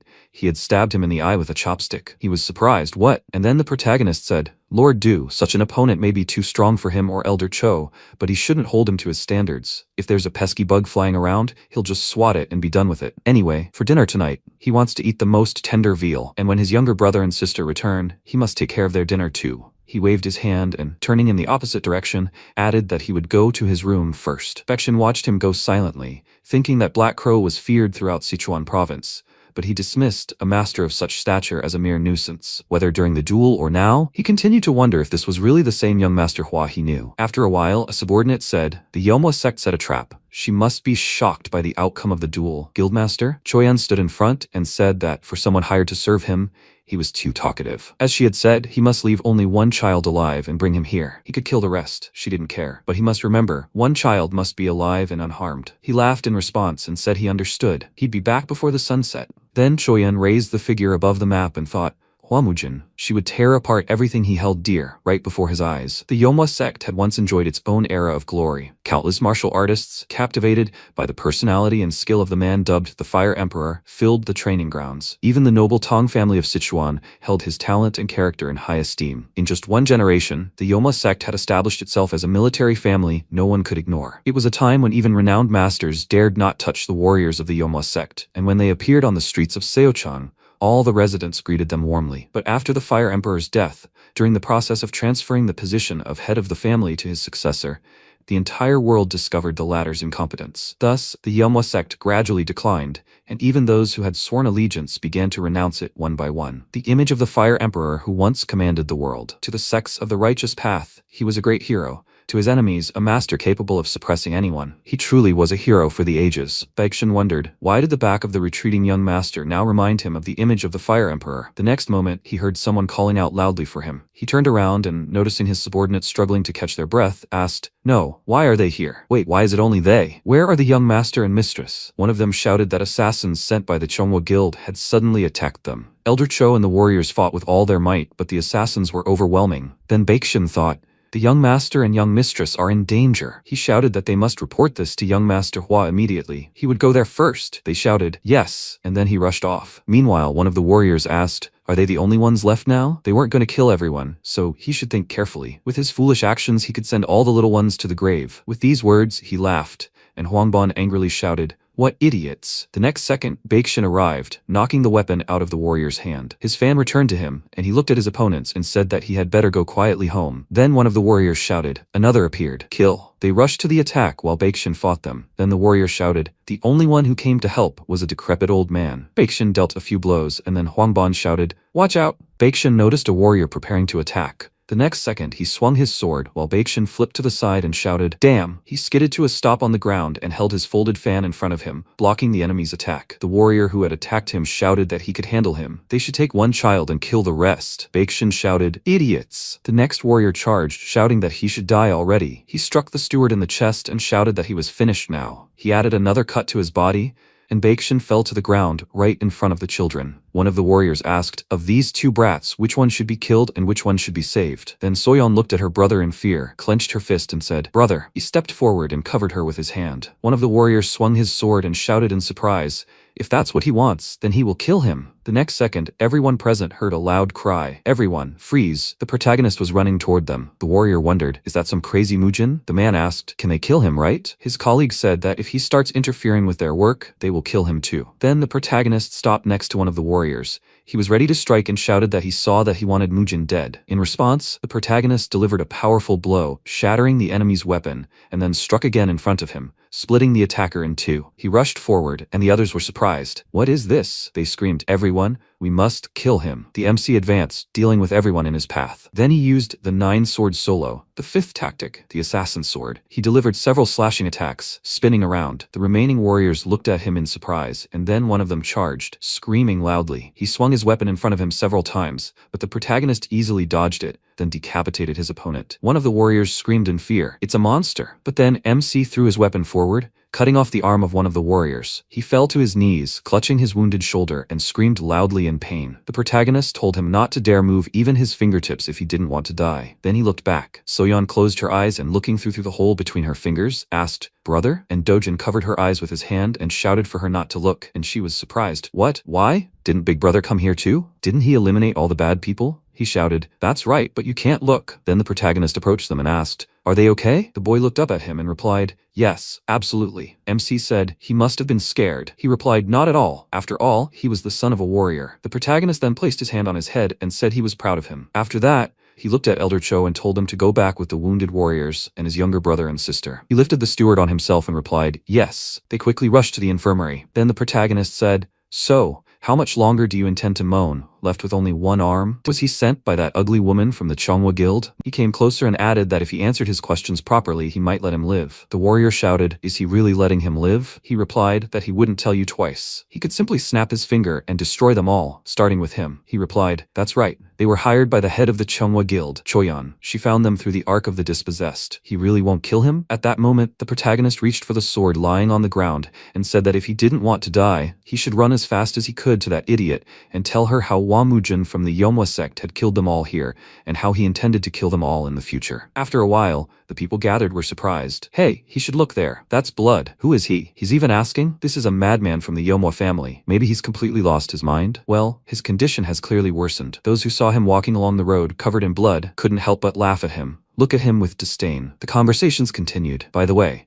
did he hear that he single-handedly dealt with the Bangho sect? Did he really defeat those vile idiots? That's exactly it. He even crippled the second son of the Chonghua Merchant Guild. Mujin, once dubbed the crazy young master, was now known as the sleeping dragon Seochang. People said it was amazing, even though he had once been a child visited by even Shaolin monks, calling him a miracle blessed by heaven. Could it be that that talent had blossomed again? After a while, the MC opened the door before him, stepped into the domain, and Maesuk, tears in his eyes, ran toward him, shouting, "Young master!" What a relief. He's walking on 2 legs, and he doesn't see any injuries on his body. The protagonist stopped him with a hand and said he was perfectly fine. More importantly, "Have everyone else been taken to the infirmary yet?" He replied, "Yes, not a single warrior escaped injury. The second young master and Miss Soyeon are resting in their rooms seeking peace of mind." He said, "Okay, he should prepare a bath for him immediately." He replied, "Yes, please wait a moment." After a while, the protagonist sank into the warm bath. He closed his eyes, remembering the faces of his brother and sister. He thought, rest to regain composure sounded unthinkable for the children of a martial clan,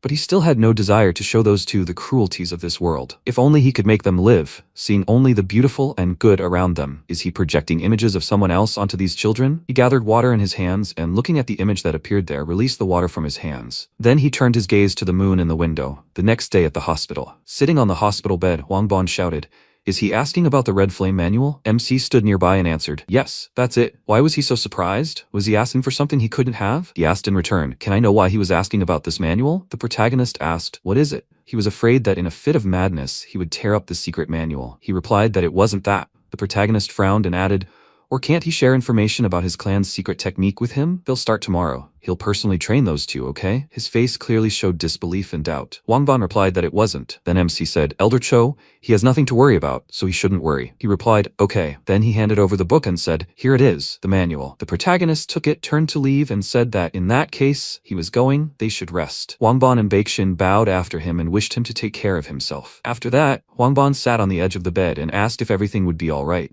Baeksin told him not to worry too much. After all, he had seen with his own eyes how amazing the young master was with the sword. His seizures had recently stopped, and he was clearly on the mend. Honestly, he seemed to have completely recovered. The Taoist treatment must have finally worked. He asked if this treatment also improved martial arts skills. He had never heard of anything like that. Although, if you think about it, there's no other explanation for his sudden improvement. Baeksin added, unless some fateful encounter had occurred in his life. And the elder said it wasn't just any encounter. To have reached such heights in such a short time, he clearly crossed paths with a great master, and no other explanation fits here. The shadow that had hung over Yomwa sect for 17 years finally dissipated. Sometime later, Yomwa sect, the training ground. The MC stood in front of the children and said, "Where there's a butterfly dance, there's also a bee buzz." Soyeon looked at him and asked, "Brother, what does that mean?" She found it hard to understand. In response, he thoughtfully said that he would now try to explain it differently. That is, it means standing toward the opponent as if freezing their legs in place, while their movements remain as free as a butterfly's. This is a fundamental movement technique that he created himself, based on countless real-life combat experiences. They looked at him in surprise and said, "Wow." And Soyeon said thoughtfully, "But it sounds weird." Elder Cho said that he didn't have any real combat experience until now. Then Dojin whispered to her, "Hey, how can she say something like this in his face?" And then the protagonist put his hands on his waist and said, "Well, enough theory. They'll move on to real fights. The two of them should attack him with the basic fist technique they mastered earlier." They took a stance, and Soyeon, smiling, said, "Okay, here we go, brother." Then she screamed and they started throwing punches. MC was surprised and thought, What are they doing now? What is this pathetic hand-waving? Are they really from a military family? Maybe they're still too young? But even if it's just a matter of age, the situation is still absurd. They have no idea how to balance their weight or rotate their lower bodies. They don't even have a clue about how to control their bodies. Then he shouted, "Enough!" He put his hand to his head and said he had a headache, so they'll stop here today. Soyeon asked worriedly, "Are you okay, brother?" He said their skills were much better than he thought, but before they could begin learning advanced techniques, they needed to strengthen their bodies. They should return to the residence. They'd see each other for dinner. After they headed for the exit, the protagonist sighed loudly and said, "It won't be easy." Then he smiled and thought, teacher. It had been hard for him, it seemed. He regretted that the sex succession had ended in his generation, but he would simply restore this ruined clan to its former glory, and then continue to walk the path of their sect once again. And then, having found the owner of that damn sword mark, whom he had failed to find in his past life, he would definitely kill them. With these thoughts, he grabbed his sword and held the weapon out in front of him. He began swinging it back and forth and thought that he was now able to lift the sword with one hand. He could feel the flow of energy in the air, and with each repetition of sword tactics, his speed increased. A few days later, Wangbon, with an injured arm, walked forward and said that he was back in action. MC bowed and said that it was excellent, and Masok waved his hands and asked, "Excellent? Is that all he could say? Does he even know what they went through protecting the second young master and Miss Soyeon?" The protagonist asked. Who asked them to create such difficulties for themselves? If he had been even a little late, everyone would have returned lying in coffins. If they pulled such a stupid act again, they should know that he would be the first to send them to the grave. The men bowed and apologized. And then Do-Yeon-soo walked forward and said that the improvement was truly obvious. Didn't he say that only he could heal the young master? A few more repetitions, and he would be completely healed. Masok, looking at him, cried out in surprise. What? That man? Right. Before he could finish speaking, the protagonist walked forward and, looking at the guest, asked, "Who is he? He has no food to give him. He must leave." Masok cried out in alarm. "Oh my, young master, he should watch his tongue. After all, he was the one who healed him." Then Masok turned to Yeonsu and cried out that he apologized. Taoist, their young master was not completely cured yet. Then the protagonist kicked Masok and told him to go away. He smiled and added that he had been extremely rude. He apologized for not recognizing him. He had come a long way, so he must be hungry? Perhaps they should go inside first? Taoist, a few days ago. Masok smiled and said that the Taoist was the heir to the Wudong sect Taoist lineage. Healing with lingering energy? Yes, it was that man, renowned for his miraculous martial arts, who treated him. He didn't know all the details, but the senior manager had paid a considerable sum to invite him here. In the present, MC smiled and thought, so it was him? He offered to let them in. Yeonsu stepped forward and, clearing his throat, said, "Very well." After that, the protagonist closed the gate behind them, and then said that he had heard that he had inherited the Wudong sect Taoist lineage. Yeonsu smiled and remarked that it was true. It was a little embarrassing to say this himself, but he was the only Taoist to have inherited the true essence of the true Wudong sect lineage. He was the Wudong White Immortal. The next second, the protagonist appeared next to him, and he cried out in surprise, "What?" The protagonist looked at him with a crazy look and asked, "So he claims to be a Wudong White Immortal? Funny. He hasn't heard of any of the heirs of the Wudong Taoist lineage even surviving." He replied, "That's nonsense. He really is." Before he could finish speaking, the MC told him to listen, old man. He must tell the truth while he can. After that, there will be no turning back. He was indignant. What was he saying? Was he doubting him? He was the one. Before he could finish speaking, the protagonist reached the weapon behind his back and told him to continue, to keep talking. He would try to truly believe him. Then he raised his sword up and added, "If he really is a Wudong Taoist, dodging this sword would be a piece of cake for him, right?" Yeonsu looked at the huge weapon in fear, and then jumped aside as the sword fell. He raised himself up on the ground and screamed, "What is he doing? They have to stop him." Masok shouted excitedly, "Young master, why is he doing this? The man in front of him really is." Before he could finish speaking, the protagonist ordered him to be quiet. He must bring him a bucket of water, quickly. He would show them something funny. He was surprised and asked, "Excuse me?" After a while, the protagonist poured water on Yeonsu, and he looked at him and indignantly shouted, "What madness is this? Does the fiery Hua clan repay kindness by humiliating its savior?" Before he could finish speaking, the protagonist grabbed him by the beard and then yanked it hard, tearing it from his face. Those present looked at him in surprise and asked, "Is it a fake beard?" And MC added, "And he glued it on so neatly too. Filthy charlatan." After a while, they went into the building, and the protagonist shouted indignantly, "The impudence, trying to deceive him of all people. He actually believed it." Then Masok looked at the protagonist and asked, "Young master,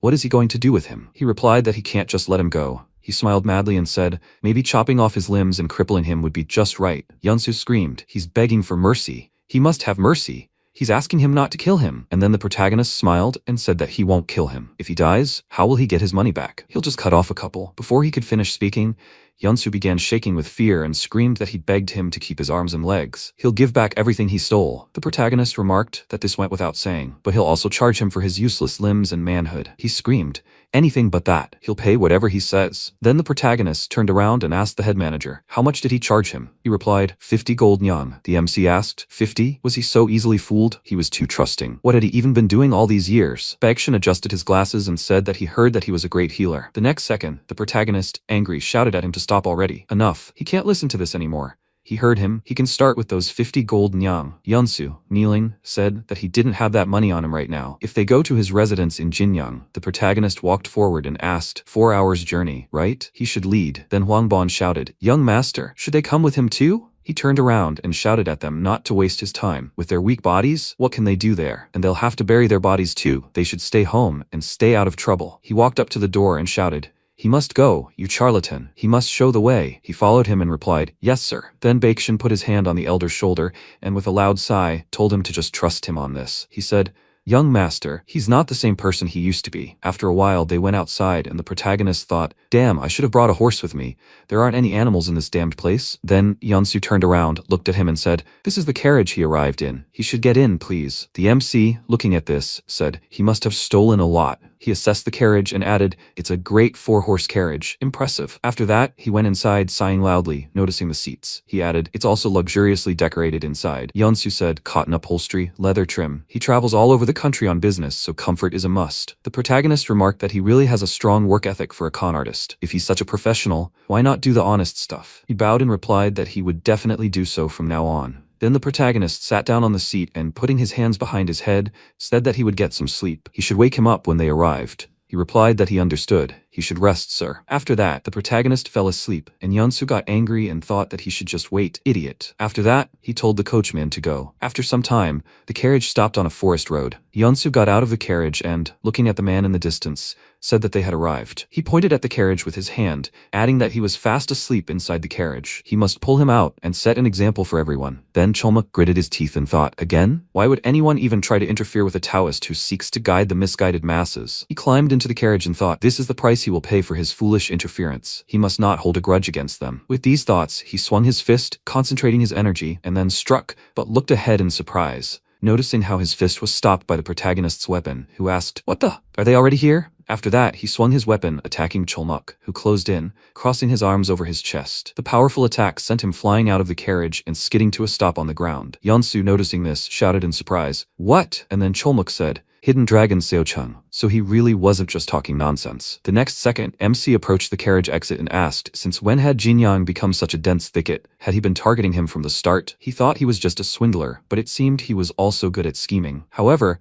he was still starting to get bored. He concentrated energy in his body and added that they would see what he could do. Then Cholmuk shouted, everyone, come out! The man stepped forward and said that this upstart was digging his own grave. 4 Zhongshan demons stood in front of the protagonist. He looked at them and smiling said, their appearance is scarier than hell, honestly. He wondered, demonic energy? Then he placed a sword in front of him and added that their weapons, as far as he could see, were different. He released streams of powerful energy and said that he would see what they could do. He then leaped to attack Cholmuk, who held out his hands, trying to block his blow. The other brothers watched as the protagonist also pressed Cholmuk. Changtae ran up to them, shouting, that bastard. He was only aiming for one person. Nosak ran after him, shouting that they should go and help him. Meanwhile, Cholmuk, gritting his teeth, tried to block the protagonist's attacks. He shouted, idiot. He thought he was coming down like a mace. How heavy. Then the protagonist added another blow, but Cholmuk dodged to the side, then swung his fist, and the protagonist said that he was nothing special after all. With these words, he kicked the ground, and then kicked his opponent in the face. He then spun around, dodging Changtae as he made his way towards him,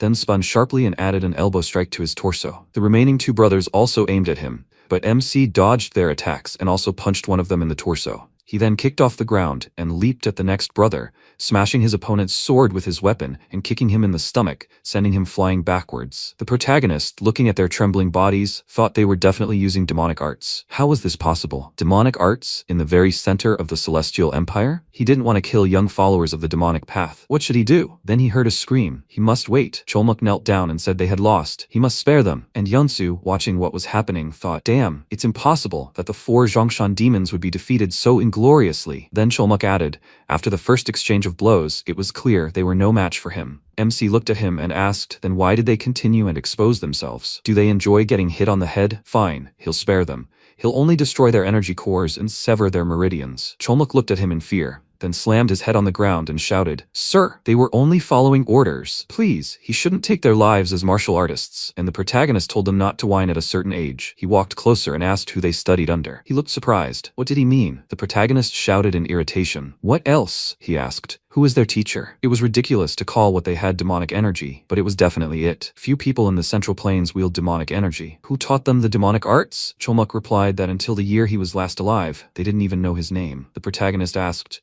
"What kind of students are they who don't know their mentor's name?" And he shouted back that he told them not to look for his other students. MC said irritably, "I see. Then they should have been sitting quietly and honing their pathetic martial arts, but instead they took up stealing?" Cholmuk raised his hands and shouted, "Steal? No, they weren't thieves. They only helped their brother with his chores from time to time." The protagonist asked, "They said chores?" They knew what kind of person he was, but they still helped? He replied that they thought saving living people was a righteous deed, didn't they? Then the protagonist turned around and said, "Enough. They must leave. From now on, they are no longer to serve him. If he sees them again, they will die." All the other brothers knelt down and shouted that they're grateful to him, Lord. Then the protagonist approached the carriage and, turning to Yunsu, said that he must pay the ransom for these people, reimburse the cost of his life, as well as compensate him for his lost stamina and moral damage for everything that happened. And Yunsu indignantly whispered, What moral damage?" he shouted. "Does such a thing even exist?" After that, the carriage set off, and Cholmuk, looking after them, said that his teacher said that they are poor thinkers and too trusting.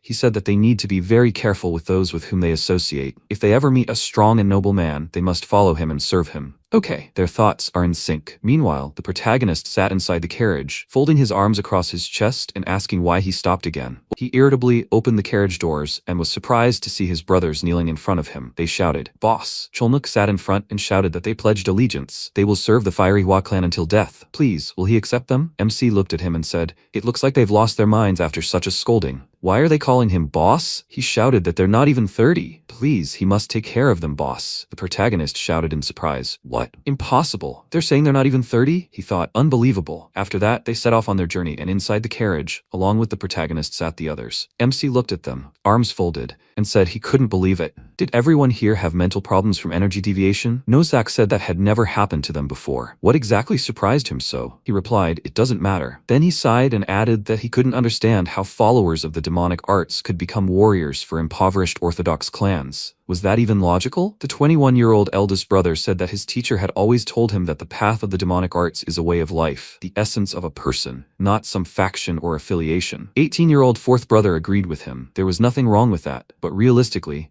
what respectable family of a righteous school would accept practitioners of the demonic arts? The 20-year-old second brother shouted, "Who would dare say such a thing? They'd break their heads for him." The 19-year-old third brother shouted that they would tear him apart. The protagonist closed his eyes and thought, they were so naive, eager to fight. They reminded him of someone he had become very attached to. Then he sighed and said that if they wanted to serve under another house, they must be willing to put their lives on the line for any of his orders, whether they liked it or not. Their personal freedom meant nothing. They must obey like dogs for the sake of the clan's honor. Understood? They said yes. They will serve with all their hearts, boss. Then he waved his hand, and putting his hand to his head, said, "Oh my god, okay, they can do as they please. They are warriors of the Hua Fire clan now." In response, they shouted that they were grateful. "Boss." He told them to stop calling him boss and just call him young master. They shouted that they understood, young master. After some time, the carriage arrived at the right place. The protagonist went outside and said, "It's really luxurious here. Is this his home?" Yunsu walked forward and answered, "Yes, he should go inside." He replied, "Okay, then they'll go. Hey, he's there. He should open the gate." Then a subordinate approached Yunsu and asked, "Master, what's going on here?" He held out his hand and told him not to ask and to cook in the outbuilding quickly. The protagonist walked forward and told him to forget it. What are they even doing here? They need to check his treasury first. He replied, "Yes, this way." The brothers followed them, and the subordinates watched in fear. The protagonist, walking forward, looked around and thought, so this is how luxurious he lived on the money he cheated people out of. Then B. Sojin walked forward and asked, "What's wrong, brother? Trouble?" Yunsu ran up to him and shouted, "Brother, nothing. He should go back inside." He replied that he knew there was nothing to hide from him. So what should he say? These people. Before he could finish speaking, the protagonist folded his arms and said, he told him to leave. So why is he still sticking his nose where it doesn't belong, huh? Judging by his clothes, he must be one of that swindler's guests. Guests shouldn't interfere in family affairs. But Sojin passed him by and said that he, the young man, had a very bad temper. Cholmuk asked, "Young master, will he allow him to deal with him?" And Yunsu pointed his hand at him and shouted, "No, this is a misunderstanding. They are his guests, brother. That's right, he must allow it. They are the four demons Zhongshan and the eldest son of the Firehua clan." He smiled and said, "No wonder he has such a sharp tongue. So he is that crazy eldest son of the Hua clan, a jerk from a righteous sect who makes mistakes with scum and bullies ordinary people. Funny. The MC said that if he was done having fun, he should leave. They had business to attend to. But Sojin added, he calls himself an orthodox, yet he hangs around with demonic arts practitioners. He's terrorizing ordinary people. His grandfather must be crying in his grave, you worthless scum. The next second, Yeonsu shouted, this, and Sojin reached for his sword and told him not to worry, brother. He, Sojin, wasn't the kind of pathetic swordsman who would lose to such scum. Yeonsu smiled, looking at him, and thought, really? The next second, Nosek grabbed his weapon and said he'd had enough. He should let him smash that jerk's jaw. He stepped forward and shouted, young master, he asks for permission. But the protagonist reached for the weapon behind him and said, leave it alone, he'll do it himself. He then pushed off the ground and leaping forward said, so the dog can protect his master after all. He should come here, Mutt. He beckoned his opponent with his finger. The next second, Sojin rushed to attack, pointing his sword forward, but the protagonist parried his attack with his sword, then swung and smiling said, swift sword style, but it lacks power. Sojin shouted in surprise, what? Then MC swung the weapon around himself, forcing Sojin to duck. And then he added another blow, and Sojin noticed cracks in the sword he had extended to block his attack. He shouted, his sword? The brothers watching said, it's over. Aha! As soon as he began to retreat under his onslaught, there was no turning back. Nosak added, just by looking, he sees that his sword is stronger than his iron club, so it will break soon. Yeonsu asked in surprise, what? And the next second, the protagonist swung his weapon, throwing away part of the enemy's destroyed sword. His eyes blazed with excitement as he delivered another blow, knocking Sojin far back. Dongjok folded his arms and said, as expected. Then the MC said, hey, he should throw him his iron club. Nosak shouted, yes, young master. After that, the protagonist caught the club and asked, what did he say? That his grandfather was crying in the coffin? His eyes continued to blaze with rage and a mad grin adorned his face. He said, great. In that case, he'll make sure he hears his scream from the grave right next to him. Sojin looked up at him, frightened, and asked him to wait. Then screams erupted around the protagonist, and he shouted, he has to let go of his hand, you idiot! The bone will crack! Oh yeah, that's right! What difference does it make if the guy who's going to be buried with his grandfather breaks a few bones? He laughed maniacally, and then one of the brothers said that he definitely knew how to deal with the enemy. Dongjok asked, is that guy going to die soon? Then Yeonsu ran towards the protagonist in fear and shouted, oh my god, young master, he'll pay for his life too. He's begging him to spare him. The protagonist stopped and asked, what? Really? He shouted that he was involved with demonic practitioners from the heaven illuminated by war organization. He can't let such a person die in his house. They'll pay whatever he asks. He just has to spare his life. The protagonist asked, is that so? And he'd almost thought he was pinning his hopes on this idiot. He smiled and added that he should have said so right away. Yeonsu thought he was nuts. After a while, everyone entered the building, and the protagonist said, he sees he's really saved up a lot of money. Okay, they should start counting the debts. First, for the lives of these four, he must pay 500 gold bars each. Yeonsu thought, didn't he just say he'd take them into his clan as warriors? So why should he pay for them? MC added, secondly, the payment for his intact limbs, 200 gold bars. Plus his life will cost 300 gold bars. As for his talkative brother,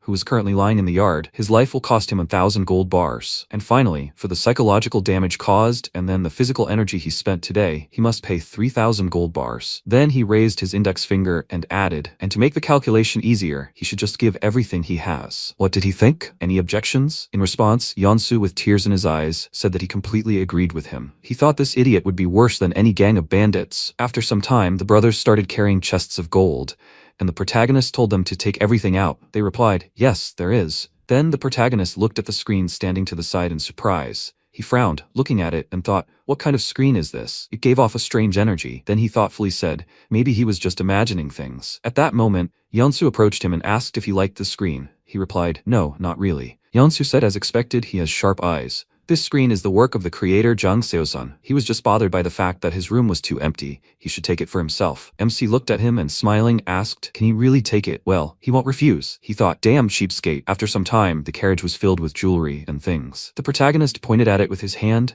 and, looking at Yeonsu, asked, he won't need this carriage anymore, right? Since he won't be traveling around the country anymore, so he'll take it. Okay? He bowed and said, of course, knowing that he'll put it to good use is an honor for him. Then the MC shouted, well then, let's get going. He got into the carriage and they set off. Watching them go, Yeonsu bowed and wished them a safe journey. The protagonist shouted for him to live a righteous life. They'll see each other next time. Yeonsu extended his trembling hand forward and thought, they'll see each other next time? Isn't it enough that he's already robbed him blind? Is he even human? Why are the heavens so merciless? What did he do that they'd send this madman after him? After a while, Yeonhwa Sect Masak looked ahead and said in surprise, no. What the hell is this? He noticed the demon brothers carrying boxes of gold. He shouted in surprise, what the hell is going on? Young master, where did he get all this money? Really? Before he could finish speaking, the protagonist sighed and folding his arms across his chest said, no way. He himself said that they don't have much money, so he should keep it well. Anyway, they'll leave it. Better tell him, Masok, how much will he give these guys? He replied that he didn't even know. They had strong bodies and they looked unusual, but no matter how you look at it, they were probably well over 40. And the MC smiled and said that he would say something about it. He thought they would be happy. Then he asked, but where is Manager Du and Elder Cho? He came home and they were nowhere to be seen. He replied that he completely forgot. Some very important guests had arrived, so they were entertaining them in the reception hall. They told him to bring him there when he returned. The protagonist frowned and asked in surprise, what? More guests had shown up? Had more charlatans shown up again? He shouted that it was not so. This time, guests must not be beaten. He must go quickly. The protagonist was indignant, wondering what those old men had done this time. After a while, one of the people present announced that the young master had arrived. Huangbon looked at him happily, and Baekshun said, he is here, young master. He then looked at those present and added, young master, he will introduce their guests. These were the 3 heads of the merchant groups who had generously supported their clan during their difficult times. Then the head of the Graceful Winds Merchant Guild, Poon Kwano, bowed and said that he had heard that the sleeping dragon had awakened. Now he could see with his own eyes that the rumors were true. Next, he introduced himself. Then the head of the Warriors Domain Trading Company, Don Guanyo, smiled and introduced himself, saying that he saw his healthy face. After enduring so many hardships, he was free of all worries. Next, the head of the Golden Land Estate, Wang Yichen, said he was sorry it had taken him so long to meet. He then introduced himself as well. After this, MC cracked his knuckles and said he had heard a lot about them. He also introduced himself and thanked them for their visit. After that, they began a heated discussion. After some time, the protagonist picked up a teapot and asked, are the 3 of them here to collect their debts? Kwano raised his hand and said that they hadn't come to pressure them, demanding a slow return of their money. They had simply learned that the young master had opened his eyes and had come to congratulate him on it. They apologized for any inconvenience. The protagonist replied that, first of all, he would like to thank the 3 of them for their previously mentioned selfless assistance. But he preferred a final, definitive accounting. However, he had only recently taken over the clan, so he was still poorly informed about the current state of his holdings. Therefore, he asked for their understanding. Secondly, he wanted to know the total debt their clan owed to their trading groups. Baekshun, surprised, said, young master, and he gestured with his hand, saying that he needed to know the exact amount before they discussed the repayment schedule. Yeochun then said what was to be expected from young master Hua. He spoke the truth. In that case, although he felt embarrassed to say it, he should allow them to name approximate amounts. Kwano said that he owed the Graceful Winds Trading Guild 5,300 nyang. Yeochun said that the debt to the Golden Land Estate was 3,200 nyang. Guanyo added, and he needs to return 1,900 nyang to the Warriors Domain Trading Company. MC said, bringing the total to 10,400 nyang. A moment later, one of the guests said, since they've brought up the subject, he should add that they've actually been under pressure from the Chunghwa Trading Guild for a long time. Baekshun rose from his seat in surprise, and the protagonist said, the Chunghwa Trading Guild. Kwano said he didn't want the Yumhwa sect bonds they held. It was clear it would harm his clan, so they firmly rejected their offers. Yeochun added, however, after the duel, the Chunghwa Trading Guild began to use its enormous financial power to put pressure on them with all its might. They monopolized all their essential trading goods, and also cut off their contacts with other trading groups with whom they did business. Moreover, they openly stole their branch managers. Wanban shouted in surprise, how could anyone do such a thing? Then Yeochun placed his hand on the table and said he was ashamed to admit it, but they could no longer bear this kind of pressure. Before they gave up their rights to collect the debt, they felt they should warn him of this. After this, the MC bowed and said they were deeply grateful for their generosity. Thinking about what they had gone through, his heart ached. All those people who had joined the clan during its heyday were gone, leaving only Elder Cho and Manager Do, and the 3 of them continued to protect the clan. Then he rose from his seat and leaning his hand on the table added, so, although he's not very good at science, he knows one thing for sure. All debts associated with the emergence of goodwill must be repaid. The entire amount his clan owes will be paid immediately. Then one of the guests shouted in surprise, is that possible? The protagonist added that, as interest on their assistance so far, he would help them escape the clutches of the Chunghwa Merchant Guild. The guests looked at him in surprise, and then Kwano sighed and said, young Master Mujin, does that mean he's willing to do everything he can for them? He replied that it was true. Baekshun then shouted in surprise, young master, what is he saying now? He knows who's behind those idiots. It's the Gundun sect, one of the most powerful sects in Jianghu. The protagonist looked at him and scratching his ear asked, so those pompous idiots supported them? He shouted in surprise, young master. Then Yeochun raised his hand and said, Master Do, he needn't worry. If their debts are cleared, there's nothing they can do. That alone will be a tremendous blessing for them. They had no intention of causing conflict between the Yumhwa sect and the Gundun sect. However, the rumor that the sleeping dragon had awakened was indeed true, and they were grateful for his words alone. Now their hearts are at peace. After a while, everyone went outside, and Yo-chun added, then they'll be going. They wished prosperity to their clan. The protagonist responded by wishing them safety on their journey. Then he said, Cheonghwa Merchant Guild, Governor Do, he must gather information on these rats. He needs to know everything from their finances, their regions of operation, their main trade goods, right down to their connections with the Gundam sect. Baeksin looked at him in surprise and shouted, Young Master Mujin? He must wait. Is he seriously going to do what he said earlier? The protagonist looked at him and asked, did he really think he was joking? How many times must I repeat this? Kindness must be properly repaid, and the debt for the insults must be fully repaid. Hadn't he heard what those idiots did to them? If they let this slide, the next time they'd be the ones to grab them by the lapels. They should risk everything and take another look at this situation. If repaying their debt was all they got for supporting their clan for decades, then they wouldn't help them anymore in the future. So shouldn't they at least repay them in full for their help? Even if his words sounded like the absurd bravado of a madman. After that, he thought they'd see who would win. Cholmuk approached them next, calling the protagonist over and saying that all the tasks he'd given them had been completed. He looked at him and said, well, good work. Now they should gather here. They should introduce themselves. These two are the elder and the manager of their clan. Baeksin was surprised. Young sir, who are these? Before he could finish speaking, MC said he would introduce them. New warriors had joined their clan today, men renowned throughout Zhongshan. Before them were the famed brothers of the Middle Mountains, or the four demons of Zhongshan. Cholmuk then flexed his fist and shouted, please, they must take care of them. The protagonist then smiled and, raising his index finger, added, it's too early for them to be surprised. An even more shocking detail. They were all younger than him. The men shouted in bewilderment. What? Baeksin thought. That can't be right. Then Nosak looked at his brother and said, he's starving. Maybe they should roast some meat, he asked. Why do they look so stunned? He replied. It's obvious they were impressed by their fortitude. Baeksin then shouted, young master, doesn't he know about the four demons' notoriety? Why did he accept them into their clan without consulting them? The protagonist asked in response, did they consult with him when they were planning to run away with the children? Baeksin shouted in surprise. That's it. The protagonist looked at him seriously and added, if he approves of someone, they stay. If not, he's out of here. They mustn't forget, he's the one who will be the next head of the Kwan. Musok, he needs to go buy a cow. He said, that's it. Before he could finish, Baeksin said, young master, they have no money after all. He remembers that just a few minutes earlier, they paid off a debt of 10,000 gold. After a while, he brought the steward and the elder into the room with the gold. Baeksin shouted in surprise, is that all? And MC said, do they know that swindler made a tidy fortune? Then Huangban looked at him and shouted, young master, really? And he shook his head and told him to calm down. He didn't kill him. He just took what was rightfully his. Then, Baeksin asked what kind of screen it was. He replied that he said it was one of Master Seosan's works, and gave it to him. Baeksin shouted that name in surprise, and the protagonist said that he thought that even if they sold the screen at the lowest price, it would bring them 90 gold. So he took it with him. He said, wow, it really looks like the original. The protagonist asked what they thought. This should be enough to buy meat. He replied, quite enough. He said,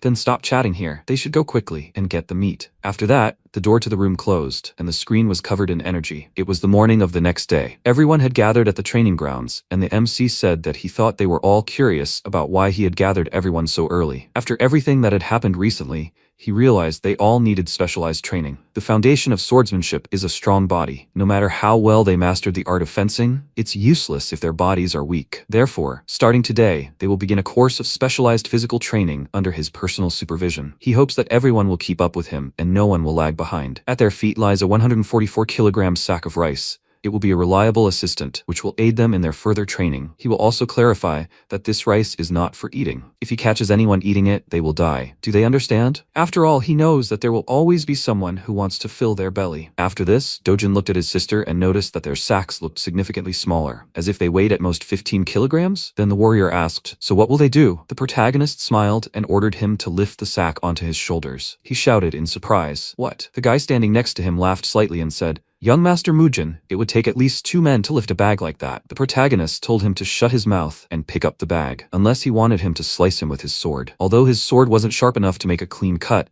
if he struck him with it, all his ribs would definitely be shattered. They had to choose between picking up the bag or fighting him. The next second, the demonic brothers began picking up bags, and MC approached their elder and asked, are they kidding? Practitioners of the demonic arts shouldn't disgrace this movement with their appearance. Let each of them lift 3 bags. If he doesn't want to, he must fight him. Cholmuk began to tremble, clenched his teeth, and then picked up several more bags. Watching what was happening, Baeksin wondered, what is this? Huangban was also perplexed by what the young master was doing. Meanwhile, the training continued, and the protagonist shouted, excellent. When he decided to lift the bag, did it suddenly become within his power? Could he do it? They had to get that pitiful thought out of their heads. If he failed, only death awaited him. At this rate, was there anything that couldn't couldn't be done? Excellent. Now they begin to squat. Stand up. 200 repetitions. Everyone. They must keep up with him. 1, 2. Everyone repeated after him, and then he shouted, now stand up. They must tense their bodies and stand up to their full height. Lazy bones. One more time. Unless of course they all had a death wish. At that moment, Cholmuk wondered what this feeling was. It felt as if his entire body, from his feet up, was going limp. No, he couldn't. If he couldn't endure this, the young master might beat him to death. He let out a loud cry and made another lunge. While watching what was happening,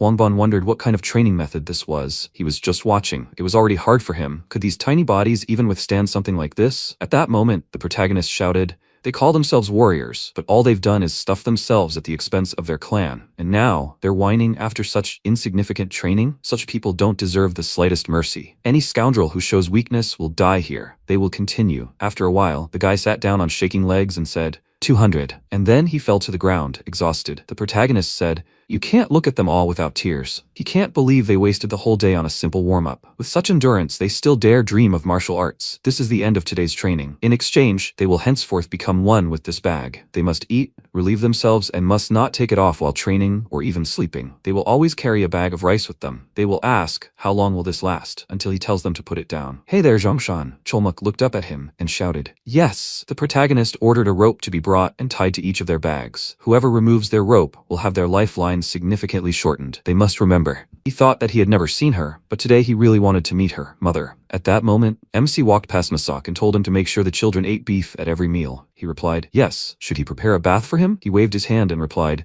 no, he'll call him later. Afterwards, he entered the building, closed the door behind him, and collapsed onto his bed. That night, everyone gathered in the dining room, still clutching the bags to their bodies. Nosak held his chopsticks with trembling hands and, looking ahead, asked, isn't that strange? He was exercising his legs, but his hands were shaking. Changtae looked at him and asked, is it the same with him? He had noticed the same effect before and thought it was a bit unusual. He added that even when he trained with the master, nothing like this had ever happened. He agreed with him. The next day, the torture, No, the training continued. The protagonist shouted, 42, 43, hey, in the third row, him. Yes, him, the bastard. He wanted to die? Why isn't he doing his push-ups properly? He still has 120 reps left. He needs to focus. Did he hear him? At that moment, the warrior thought that they were actually following all his orders. What kind of monsters were these? And the next day after that, the MC shouted again, they will become ducks. They must repeat after him. Then he started quacking, and the others repeated after him. Dongjok wondered in surprise, what the hell is going on? And the next day again, they continued lifting bags, and the protagonist shouted at them to lift it up faster. Or maybe they want to train all day again? If anyone does the exercise slower than him, they'll get another bag tied to them. The kids raised their bags and shouted, 50. And the MC, his whole body tensing, looked away and thought that these brats were doing better than he thought. Should he increase the difficulty a little? After a while, they came to a cliff, and Cholmuk said,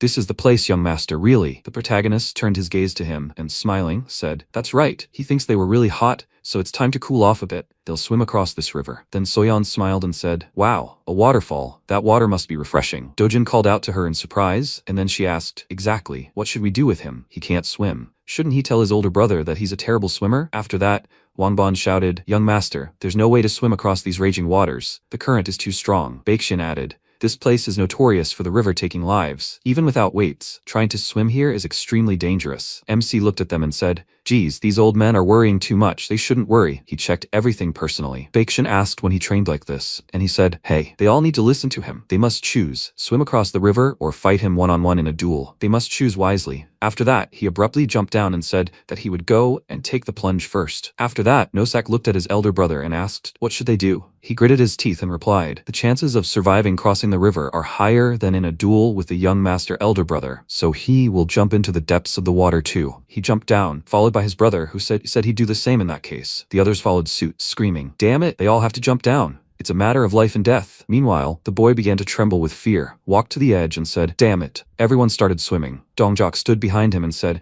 if he can't do it, then he should step aside. Then Soyeon ran to the cliff, smiled, and waved her hand. She yelled at him not to worry. His older brother would hardly beat him to death, and she would jump too. Her brother anxiously yelled at her to wait. He clenched his fists and thought, I could never tell him that. He was also a warrior of the Yomwa sect. After that, he resolutely ran forward and, jumping down, thought that it was a piece of cake for him. He sank underwater, and Hwangbon shouted, young master Dojin? Meanwhile, the protagonist swam ahead and shouted, if they fall, they'll really die. They must keep moving their arms and legs. At that moment, Dojin tried to swim and thought, he can do it. He could do it. He extended his hand forward and thought he could overcome this. But then his head sank underwater, and he began to drown, thinking he too can cross the river. Seeing that he was being carried away by the current, The man cursed and warned everyone about it. He was being carried towards the waterfall. Dojin surfaced, greedily gulping air, and Chante shouted that he was swimming towards him. Dojin was already out of breath. Fortunately, Chante caught him. He lifted him up and told him to breathe. When he gave the signal, let him take a deep breath and hold on tightly to his hand. It was too late to turn back, so they went ahead. He told him to get ready. He was a little confused and, at his direction, took a deep breath, and then they fell down the waterfall together. Seeing this, the men on the cliff looked worriedly into the thick of the water. Fortunately, everything was fine. The boy crawled to the shore and Changtai said that he did well. Dojin thanked him for saving him and he told him that it was his duty. MC approached them and asked the boy, "Is he okay? Is he hurt anywhere?" He replied that he was perfectly fine. Luckily, the warrior had come to his aid. Changtai was surprised, not understanding when he had managed to catch up with them, and Mujin told the boy not to overexert himself. Doing everything together was of course good. But if something happened to him, all of this would become meaningless. He looked at him confidently and said that they couldn't remain children forever. He would stay with everyone until the very end. Only then could he become a true warrior of the Manhwa sect. Changtai praised him for such magnificent words, and the two at the top breathed a sigh of relief. After that, they continued. This time they had to climb up a steep cliff. MC shouted at them that if they fell, they would not be able to pick up their bones, and that they should climb back up with all their strength. The warrior began to curse him in his thoughts. He shouldn't have followed him. Because of this, he became distracted. His foot slipped from the ledge, and he fell off the cliff. As he fell, he screamed in fear, stretched out his arms to grab onto anything, and caught the rope holding Dongjok's bag. He felt the extra weight and turned around indignantly, and the boy tearfully asked him for help. He clenched his teeth and cursed, then told him not to dare pass out, to grab the rock in front of him. After that, they began running under the scorching sun. Mujin said that if anyone fell behind, they would have to pick them up and continue running. A child they passed looked at the exhausted boy and asked his mother, "Are these people sentenced to death?" She answered him that they were warriors of the Manhwa sect, which makes the whole picture even stranger. The siblings were also quite tired. Suddenly, Soyeon collapsed to the ground and her brother called out to her worriedly. After that, Elder Cho ran up to her and asked if she was okay. She looked exhausted and asked him to carry her on his back for a little while. She would quickly recover. He sat her on his back without asking questions, and she gave her brother a thumbs up with a grin. It turned out she wasn't tired at all, but had cheated. Seeing this, the other warriors stopped, and MC asked what they were doing there. If they intended to faint, imitating the little girl, then he wouldn't stop them, but they would have to put their lives on the line. They weren't going to run, they had no choice but to continue on their way, envying that girl. Soon they reached their destination, and immediately sat down on the floor to catch their breath. While the boy was trying to come to his senses, Dongjok approached him and said that he was constantly lagging behind during training and couldn't even support the weight of his own bag of rice. How long was he going to drag behind? How long should he have to suffer because of him? If he couldn't handle the strain, then he should just crawl away. Let him not create problems for others. He looked down and the boy asked if he was even listening to him. He replied that he had said he would kill them. Did he think he was doing this because he wanted to? He had long wanted to quit this job as a warrior, but how could he tell the young master this? This angered Dongjok even more, and he asked, so he was afraid of being beaten to death if he brought this up? That was why he fell over every time like a rotting corpse. From what he saw, he drew one conclusion. He was not cut out for the life of a warrior, so he would immediately cut his vital artery. The boy backed away from him in fear and exclaimed, "Why is he acting like this?" The warrior grabbed Dongjok by the shoulder and told him to stop. Not everyone can be as steadfast as he is. He clenched his fist tighter and hit him in the chest, exclaiming that in that case, they might not live as warriors. The warrior fell from the blow, and he ordered him to get up so he could kill him. He was about to strike him, but Cholmuk stopped him, saying that a younger master, even bigger than them, had walked on the edge of a blade. And although everyone accepts what they are given differently, all these actions are not as meaningless as he thinks. Therefore, first, let him surpass the younger master, and then make such statements. Dongjok retreated and finally told the boy that if a situation arose again in which he found himself at a disadvantage because of him, he should know that he would die by his hand before by the younger masters. Soon the moon rose in the sky. Dongjok left the building, cursing the restroom for being so far away, and he heard something cutting through the air and wondered who was there at this time of day. He hid behind the bushes near the training ground and saw Mujin practicing sword swings and lunges. What he did surprised him greatly. MC moved dexterously and quickly, and he thought that he wasn't just moving fast. His every movement was filled with incredible power and was distinguished by special mobility. And yet, their age difference was so insignificant. How did he already manage to master such honed swordsmanship? Is this what they call talent in martial arts? Mujin stopped, caught his breath, and turned his gaze to the bushes, asking who was there. Let him come out before he cracked his skull. Dongjok awkwardly emerged from hiding and asked what he was doing there, hiding behind the bush. He told him that he was just going to the restroom and stopped there. He hadn't been peeping at them on purpose. MC said it was okay. He was bored anyway, so he showed up at just the right time. Tell him to put the bag of rice aside and pick up that sword over there. He immediately excitedly threw the weight off his back and picked up the weapon, looking at it uncertainly. MC told him to attack, and he took off, and their blades collided with a loud clang. Dongjok put effort into each strike, while Mujin moved easily. Dongjok was confused and thought that he knew his attacks wouldn't work, but still, what the hell was going on? Had he ever wielded a sword that fast before? MC parried his next strike and chuckled, saying that now he might be of some use. But isn't he looking ahead too much? He jumped behind him and delivered a blow that made him lose his balance and fall. But then he quickly rose up on his hands and increased the distance between them. He caught his breath and said that it was expected. And Mujin noted with a smile that before, one blow from him would have already knocked him out. Finally, his endurance was becoming more or less bearable. Dongjok focused on the sensation in his back, and thought that although the blow was strong, it was not enough to knock him out. The MC decided to end it there. He said goodbye to him, telling him to rest well, and he bowed, wishing him the same in return. After that, he looked at his sword in surprise and wondered, is this really working? The next day, they had abdominal training. Mujin told everyone to lift a bag of rice between their legs and hold it while hanging from a bar. They started the exercise, which was difficult for Dongjok, as the bag kept trying to fall, but he caught it immediately and squeezed it tighter between his legs. The warriors remarked that they were truly magnificent. They continued doing the exercise, clutching the bag of rice between their legs. They looked more inspired than before. After this run, they went out into the city and ran through the streets. And at one point the guy lost all his strength, noticing how everything was blurring before his eyes. He thought that he couldn't faint here. Dongjok noticed his suffering and, holding his bag, told him to hold on. There wasn't much left. Looking at them, the MC smiled, and so a month flew by at this pace. Mujin gathered everyone to finally announce the completion of the special training. He allowed everyone to untie the ropes and remove the load from their shoulders, to which they were incredibly happy. MC said he was sorry to spoil their mood, but they would be holding this kind of training every year during the summer and winter seasons. The next special training would take place this winter in just a few months, and to console them a little, he would say that the planned training would be easier than this one, because they already have some experience, and this so-called experience is of great value. In short, the training ends here, but let them not forget that a strong body turns into a mighty sword. Do they understand? They answered him in unison, and he, taking up the sword, said that right now he would fight everyone one-on-one to raise their experience to the next level. The one whose name he calls, let him take any weapon he wants and step forward. Their joy did not last long. Everyone was beaten and knocked out, and it was an endless cycle of testing endurance that seemed like an eternity. All these difficulties turn into experience, and experience brings new changes. Thus, the bandits who were once called the Four Demons of Zhongshan now became the new martial arts instructors of the Manhwa sect. And so, with quiet but swift steps, the Manhwa sect began to regain its former glory when it shone brightly throughout Seochang. Dojin trained diligently. He struck his teacher, Nosak, and he praised him, telling him to try turning his supporting foot at the moment of impact so he could deliver a powerful blow. Baekshun and Huangbon stood nearby, watching him with smiles. Baekshun said that it seemed the young master had regained his former passion. Huangbon agreed and said he was so glad. He hadn't seen such an expression on his face in a long time. Who would have thought he would get along so well with the Four Demons of Zhongshan? Baekshun said that his observation was correct. But most importantly, young master Mujin has regained his sanity and has put the sect back on its feet. Things are going so well that it even frightens him a little. The elder agreed with him, because sometimes he feels like his madness has flared up again, but now he wonders if he will finally emerge from the vault today. Meanwhile, MC was in the forbidden storage room. He was meditating and opened his eyes, thinking, it's already the 4th day, right? As he thought, this is no ordinary screen. The more he pours his internal energy, the more powerfully it resists, with even greater force. He challenged this screen,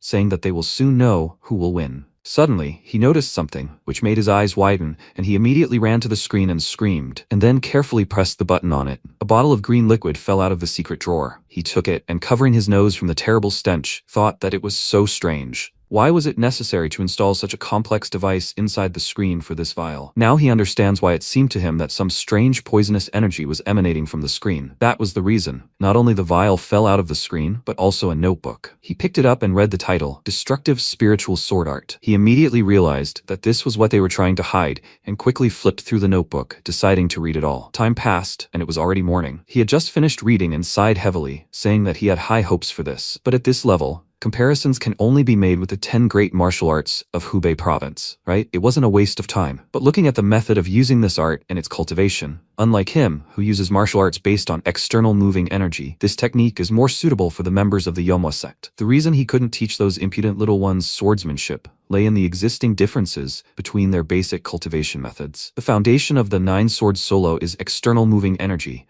while the foundation of the Manhwa sect is martial arts based on internal yang energy. These two energies are inherently contradictory, so mixing them recklessly can cause an energetic imbalance. That's why Nine Swords Solo should only be taught to absolute beginners who don't belong to any sect. So he thinks it could be called luck that the energy core of this body was destroyed. And since this vessel was in a perfect state of nothingness, he was able to master the external energy of movement without any problem. And so he decided that from now on, this would become the martial art of the Manhwa sect. After that, he went to the elders and told them that he had accidentally found this manual and thought it was a pretty good martial art. Upon seeing this notebook, they were both very surprised, and Huangban exclaimed, "Is this really the original text of the art of the destructive spiritual sword, which was lost more than 10 years ago? This is a truly advanced swordsmanship art. Was it really hidden in that screen?" Mujin told him that he was sure the former owner of the screen had no idea what was hidden inside. The elder excitedly asked, was he really going to teach this technique to their warriors? He replied that in any case, they didn't have any swordsmanship, so this would be a good base. Starting tomorrow, he will personally take charge of training the warriors,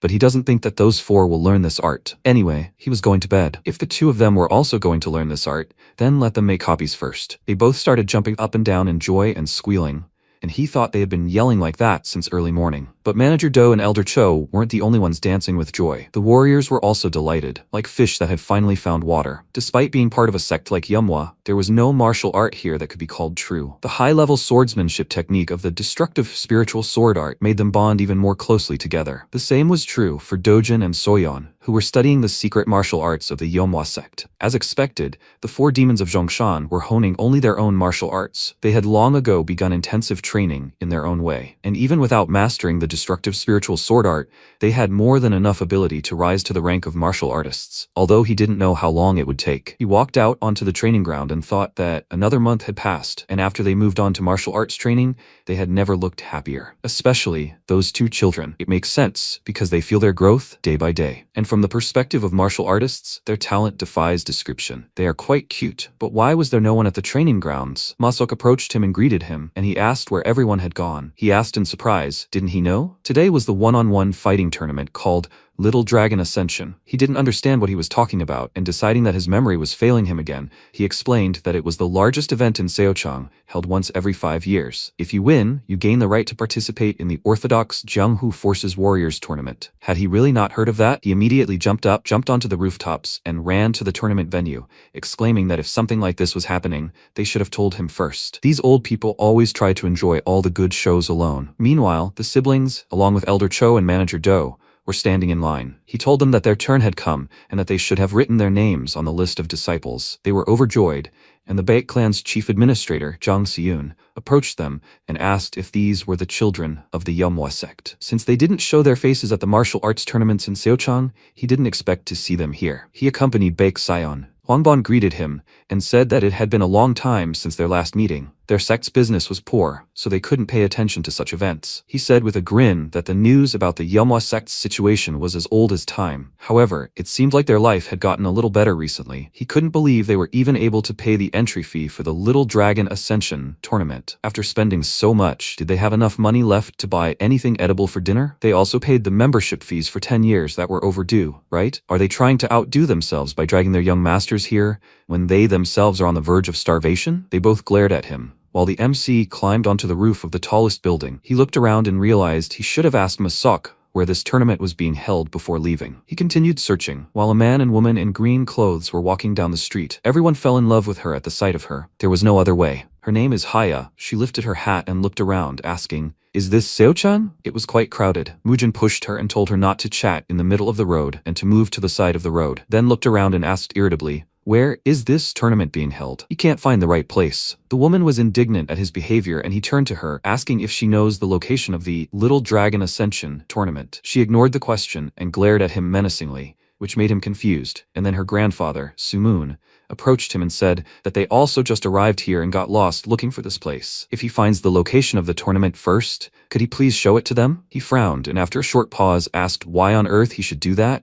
Doesn't he have legs of his own? Let them look for it themselves. He ran forward down the street, pushing everyone in his way, and Haya asked in confusion what's wrong with him. She had never seen such a rude person before. He chuckled and said that it was not just about appearance. His behavior and actions were an exact copy of him. It seemed that his madness had completely passed. She looked at her grandfather in surprise and asked if this was really who she thought it was. He smiled and said that it was Hua Jutai's grandson from the Yomwa sect, Hua Mujin. It was good that he came here in person. A powerful storm was about to sweep through Seochang. Meanwhile, the situation between the two clans had become tense, causing the townspeople to worry that they would start a fight. Huang Ban clenched his fists, restraining his anger, and said that young Master Mujin had recently recovered, and the situation of their sect was improving. The overdue membership fees would be paid soon. He should not worry about that. Siyun asked, were they going to pay the bills? But when? In 10 years? In any case, he was pleased to hear it. The fact that the children are participating in the tournament means they have inherited the secret arts, right? He guesses they no longer follow their ancestors' rule of only passing on the secret arts to the eldest son. He just said that young Master Mujin has recovered from his madness, but it seems they are in too much of a hurry to return everything to normal. He laughed loudly and mockingly said that he looks forward to seeing this incredible red flame martial art again. The elder became impatient and placed his hand on the hilt of his sword, and he asked what he was going to do. Did he want to draw his sword? He replied that they were in front of the children, so he asked him to refrain from further conversation, because his patience also had its limits. Siyun reached for his sword and said that it seemed that even in such a dire situation, he still had some pride. Then let him draw his sword. The atmosphere around them became heavy. The townspeople became nervous, but Mujin arrived just in time, approached them and told them to stop. Tonight, the children will take part in one-on-one duels. This is not a place where adults have the right to interfere. Today's main characters are the hope of Seochang. In other words, the children. The man smirked and asked, isn't this the famous crazy young master? He has heard of him. What brings him here? He ignored him and approached the children, asking why they didn't tell him a word about this event. They should have warned him about something like this. Dojin was confused, and Soyan said that they were going to win and surprise him. He patted her on the head and said that they, the brats, are simply incredible. He turned to the man and said that the martial arts clan should be proud of their mastery in martial arts. If they constantly boast about their wealth, people will call them third-rate. A martial artist should trust his sword. But why would anyone put gold above all else? He was indignant, and Sumoon, who had just approached them, laughed and remarked that he definitely knew how to speak his mind. He found it so refreshing. He turned to Siyun and suggested that he put his sword away, since today was a special day. He asked if he was from the Yomwa sect. He should mind his own business and go where he was going. Haya indignantly called him insolent, and he returned to Mujin and said that for a military clan, poverty is not something to be proud of. It seemed he came here to cheer for his juniors, but first he should buy them new clothes. Or maybe they just spent all their money on the entry fee. Huang Ban was about to tear him apart, but Sumoon intervened and asked, what's so important about clothes? Just because he's dressed richly doesn't mean he's become a martial artist. Siyun was angry that this old man kept interfering and turned away from them, saying there was no point in talking to those who didn't understand what they were trying to convey. Let them demonstrate their unrivaled skills during the fight. MC gave him a cold look, and Sumoon told him not to let something like that upset him. Wherever he goes, there will always be such individuals. He sighed heavily and said he was right, after which the old man glanced at Elder Cho with a smile, wondering why he seemed familiar. Or maybe he was just imagining things. A man ran up to them and asked if they were from the Yomwa sect. They confirmed it, and he told them to follow him. They had prepared their positions. He led them to a huge platform where the other participants had already gathered. The men set the table for them, and the siblings were delighted at the sight of such sumptuous dishes. Mujin smiled and told them not to overeat, since it was unknown when the duel would begin. The participants from the Baek clan went to their places in the tent for important guests, and Siyun gave Mujin an arrogant look, and he nervously clenched his teeth and thought that one day he should give that idiot a good beating. First, he would gouge out one of his eyes. His cruel thoughts were interrupted by Sumoon, who approached him and said that it seemed like there was no one there. Could he sit next to him? He wondered why this old man was hanging around them. He allowed him to sit, but it all seemed strange to him, and with a mental transmission he told everyone to put their food back, not to touch any tea or alcohol. They should not even think about eating until he began to eat. They obeyed him, and Haya, like a diligent granddaughter, filled Sumoon's cup. He asked Mujin why he wasn't drinking. Let him wet his throat too. He told him that he had just eaten, so he shouldn't pay attention to him. Finally, it all began. The tournament organizer came to the center and thanked everyone from the bottom of his heart for participating in the Rise of the Little Dragon tournament, which is held once every 5 years. He is Sok Ildo, the head of the Sok clan from Seochang. They have prepared simple snacks for them, so let them eat their fill and enjoy today's match. And then he noticed a person who made him nervous. He ran to Sumoon and asked what brought him to this event. He caught his breath and introduced himself, and Sumoon asked, so, did he recognize him? He asked in response, how could he not recognize the respected emperor of poisons Tang Sumoon? Upon hearing his name, The elders were greatly surprised, and he said that long ago he had the honor of seeing the Venerable One from afar. Hearing that the Poison Emperor was present, everyone ran to their table. In the Central Plains, only 4 people held the title of Emperor: the Sword Emperor of the Muden sect, the Fist Emperor of the Shaolin Monastery, the Whip Emperor of the 4 Martial Heavens, and the Poison Emperor of the Tang clan. And then, one of the strongest martial artists in the Central Plains appeared at a small children's tournament held in Seochang. This couldn't help but cause a general commotion. Siyun stared at him in surprise and thought, "Is this old man the Poison Emperor? No, more importantly, why did he come here? He's in big trouble." Not knowing who he was, he acted extremely insolently. MC, meanwhile, poured himself a drink and thought that his name seemed familiar, and he remembered him. It was that kid. When the 10-year war with the Orthodox forces began, 4 of the 5 great clans, with the exception of the Namgung clan, refrained from participating in the fight against the divine demon. Their explanation was that there was no compelling reason to enter the war. But another reason was that the heads of these houses and their warriors were defeated by the divine demon. And on the day of that battle, a youth was also present on the battlefield. It was Tang Sumun of the Tang clan, the very same Poison Emperor that he is now. Meeting him brings back memories of that time. Ildo offered to escort him to the tent for important guests, but he declined, saying there was no need. He was much more interested in sitting here than there. The man was confused, not understanding what he meant, then looked around at everyone at the table and noticed with surprise that the young master from the Manhwa sect was also there. He apologized for not recognizing him. Would they all like to move to another table together? MC replied that his face wasn't a sign, so it wasn't surprising he didn't recognize him. These seats were perfectly fine with him, so he shouldn't worry about them. By the way, when will the matches start? The days are hot now, so he would like them to move faster. Sumun smiled and thought that the more he looked at him, the more he seemed to resemble him, his trusted friend and rival, who supported him in a moment of despair long ago, the Fire Emperor Wajute. Now he looked like his spitting image. Ildo laughed and noted that it was indeed very hot today. The tournament would start soon, so they would have to wait a bit. By the way, is he planning to participate himself? He didn't understand what he meant, and he explained to him that he was talking about the Tournament of Orthodox Forces, which is held once every 5 years. Its start would be announced soon, and it would be great if he decided to participate. He answered that he wasn't particularly interested in it now, and he said that it was a pity. Suddenly, an excited Siyun ran up to them, bowed to the Poison Emperor, and greeted him. If what happened earlier had offended him in any way, he sincerely apologized. He had no idea who stood before him. Sumun remained silent and took a sip of alcohol, then loudly placed the cup on the table and told his granddaughter that the surroundings were too noisy. When will the matches begin? She understood him and respectfully thanked the men for coming to greet the Poison Emperor. However, her grandfather did not want any unnecessary fuss right now, so they should return to their business. Ildo said that in that case, they would begin the match right away. Mujin cast them a suspicious glance, after which the man stepped to the center of the arena and explained the rules. Only wooden weapons, such as wooden swords or spears, are allowed, which cannot cause death. The use of lethal blows is also prohibited. If the arena warden or official throws a blue bag into the arena, it means the match is temporarily suspended. A red bag means a loss, in which case the match must be stopped immediately. The Little Dragon Ascension tournament begins. Baek Sayon of the Baek clan and Hwa Soyeon of the Manhwa sect are invited to the arena. The girl who was greedily eating meat froze, and the MC told her to consider this a chance to show what she had been working on all this time. He wants to see how much she has improved her skills. He confidently clenched her fists and agreed,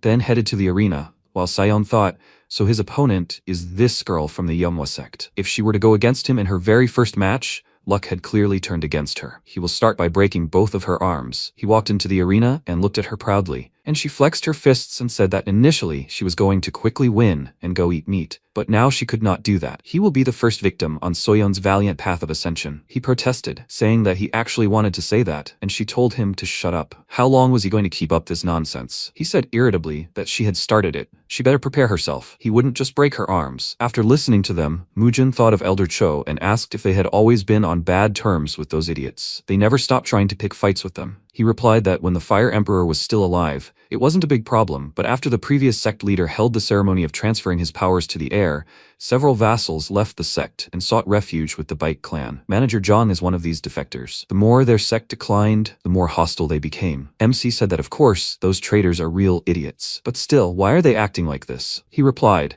that it was because they had a serious conflict with the previous sect leader due to differences of opinion. Furthermore, since the Baek clan had accepted their vassals into their ranks, the number of their martial artists had increased. They skillfully exploited the hostility the vassals showed towards them. Meanwhile, Sayon took up his sword and rushed to attack. He lunged, Soyeon dodged and countered with a kick to his shoulder, after which she jumped, which he clearly did not expect, and kicked him in the nose with all her might. After such a blow, he fell, and, holding his bleeding nose, asked how she dared to hit him. She pointed her finger at him and laughed maliciously, noticing that his nose was bleeding. Sumoon was surprised that she used kicks and asked Mujin if he had taught her that. He replied that he hadn't had the chance because he was out of his mind. Elder Cho had taught her the basics. He nodded in confirmation, and Haya noted that it wasn't just about kicking technique. She was a pretty good fighter for her age. The way she moved dynamically and perfectly anticipated her opponent's strikes was an excellent foundation for her technique. However, the opponent was holding a wooden sword, so how long could she withstand an enemy with a weapon? Sayon, meanwhile, gripped the sword tighter in a rage and swore to kill her. He then swung the sword, and she ducked, avoiding the blow,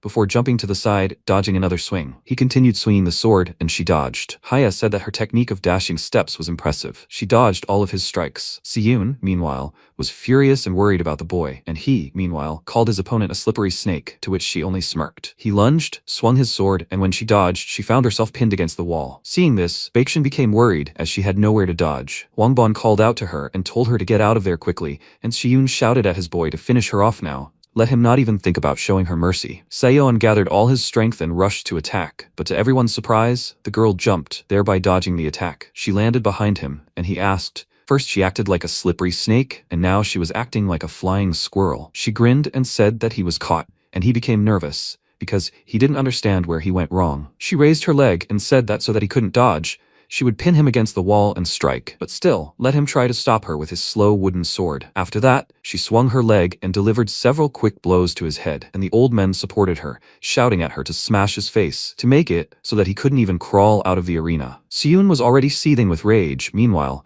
the beaten boy called his opponent names and began to threaten her, but for her, this was empty words. She hit him again and said that his threats were meaningless. His sword broke and he was thrown to the edge of the arena, and his attendant excitedly called out to the referee and told him to throw the blue bag. His sword broke. The blue bag immediately fell into the arena, indicating that the fight was suspended. Soyeon was displeased, and her opponent laughed and asked how she had made such a miscalculation, breaking his sword. He stood up and with a smirk told her to remember, he was not finished with her yet. He would bring warriors and destroy their pathetic sect. She chuckled and said that once again all the problems come from his filthy mouth. He tells her to stop just because his sword broke during the duel? Who decided that? She's not going to stop. He became worried and said that the fact that the blue bag was thrown into the fight means that the duel is suspended. She took a threatening step towards him and asked what this has to do with her. Later, he can bring warriors or someone else with him, but now she will make a cutlet out of him. He became very nervous and covered in sweat, and then she jumped and Siyun was surprised. She kicked the boy in the head, knocking him to the floor, which made MC so happy that he jumped up from his seat and laughed out loud, exclaiming that it serves him right. Siyun indignantly called out to the referee and asked why the duel was continuing when the blue bag was thrown. The judge disqualified Soyeon for breaking the rules,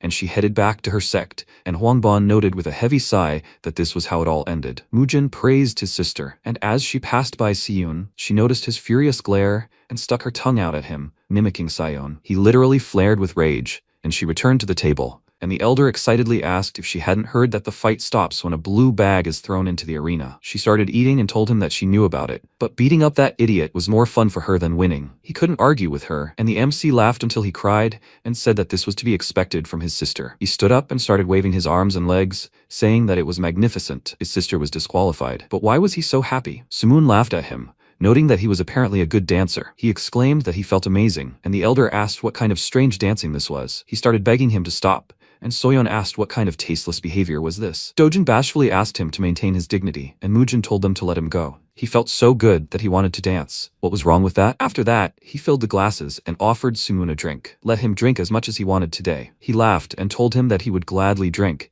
which Haya didn't like. And then her grandfather turned to Soyeon and said that if she had used the sect's secret technique, her victory would have been even easier. Why didn't she do that? She asked in response. He wasn't serious, was he? She didn't see the need to use her sect's secret martial art on such a worthless person. He saw that he had suffered quite badly without it. If she had played all her trump cards, then in the future he could have figured out how to counter this. He laughed and remarked that she was absolutely right. Very smart of her. It was so sweet. He called out to the servant and asked him to bring more tinctures, and Soyeon pointed to her brother's plate and asked, "Can she eat this?" He asked. Why did she choose his plate? There was plenty of other food on the table. She laughingly answered him that his piece looked more appetizing, and the MC smiled, watching the two. And so began a drinking party that seemed to have no end in sight. The sight of Mujin casually drinking with the Poison Emperor was enough to attract everyone's attention. Meanwhile, several more matches passed, and all eyes were directed only at Mujin and the Poison Emperor. This made the head of the Sok clan, Sok Ildo, who who was hosting the Little Dragon Ascension tournament, become more and more irritated. He entered the arena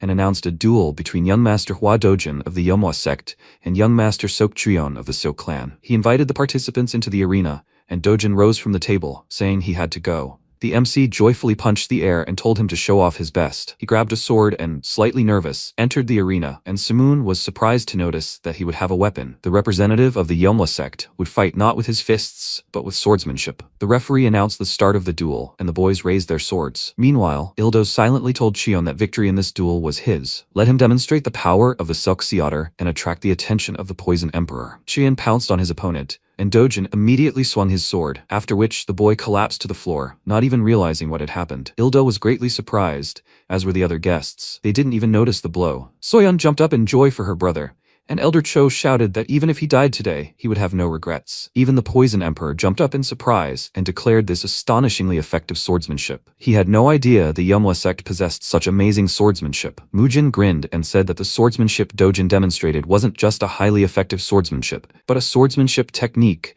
that incorporated the principles of advanced martial arts. He was surprised, and the others began to whisper, after which he took out a notebook and said that this swordsmanship was called the art of destructive spiritual swordsmanship. They were all dazzled by the unimaginable energy emanating from the secret manual, and the MC, climbing onto the table, loudly announced that anyone who wanted to master the swordsmanship of the destructive spirit sword could join the Manhwa sect. As they had all seen in the Dojin duel, mastering just the first half of this sword technique would lead to significant growth in martial arts. They excitedly raised their hands, expressing their desire to join, and he told them to contact Manager Du about it. Baekshun took out a notebook and asked everyone to line up, and a crowd of people immediately ran up to him, which shocked Haya. Her grandfather laughed and asked, recruiting into the ranks of the sect in the middle of such an event? He really lives up to his reputation as a madman. Ildo, meanwhile, was furious. How dare this impudent idiot behave like this here? If only the Emperor of Poisons hadn't come here. Siyun approached him and asked if he would really allow their sect to do whatever they wanted. He replied that the Poison Emperor was watching. What could they do? He said with a smirk that, however,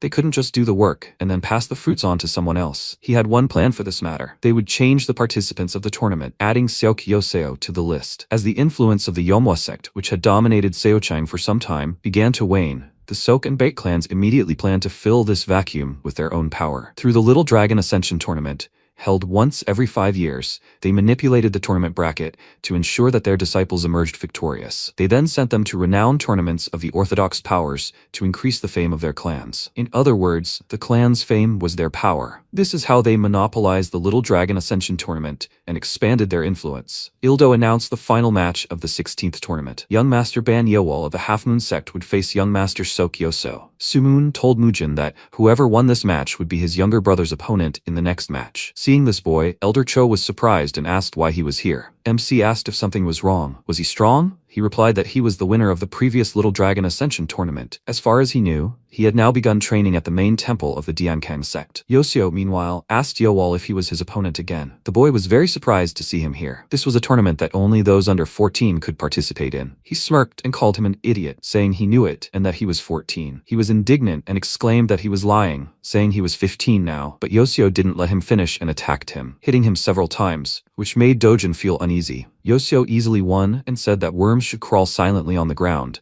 saying that he hadn't celebrated his birthday yet this year. Huangban was indignant and was about to go and sort this out, but Mujin told him to leave it at that, saying that he was the perfect opponent. His younger brother was nervous about the upcoming fight. Evening came, and the referee announced the start of the next match, asking everyone to pay special attention. This was the most heated confrontation. Young Master Hua Dojin would be competing against the strongest contender for victory in this tournament, Sok Yoseo from the Diankang sect. Sumoon remarked that it looked like they were witnessing the final duel prematurely. Siyun, meanwhile, smirked, while Ildo sat with a gloomy expression. The elders began to cheer for Dojin as hard as they could, while MC focused on the fight. Yosho told his opponent that he heard he had used a decent fencing technique. Because of him, his younger brother, who should have taken second place in this tournament, had withdrawn from the competition. He frowned and asked, "Do you want to avenge him?" He laughed and said that was ridiculous nonsense. He didn't care about such things. He was simply making it so that bugs like him couldn't pick up a sword again. He swung his weapon, used the 12 shining sword strikes technique, and immediately pounced on him. Dojin saw several sword paths at once and began swinging his weapon, parrying each blow, which was difficult. His opponent laughed and said that if he continued to simply block his attacks,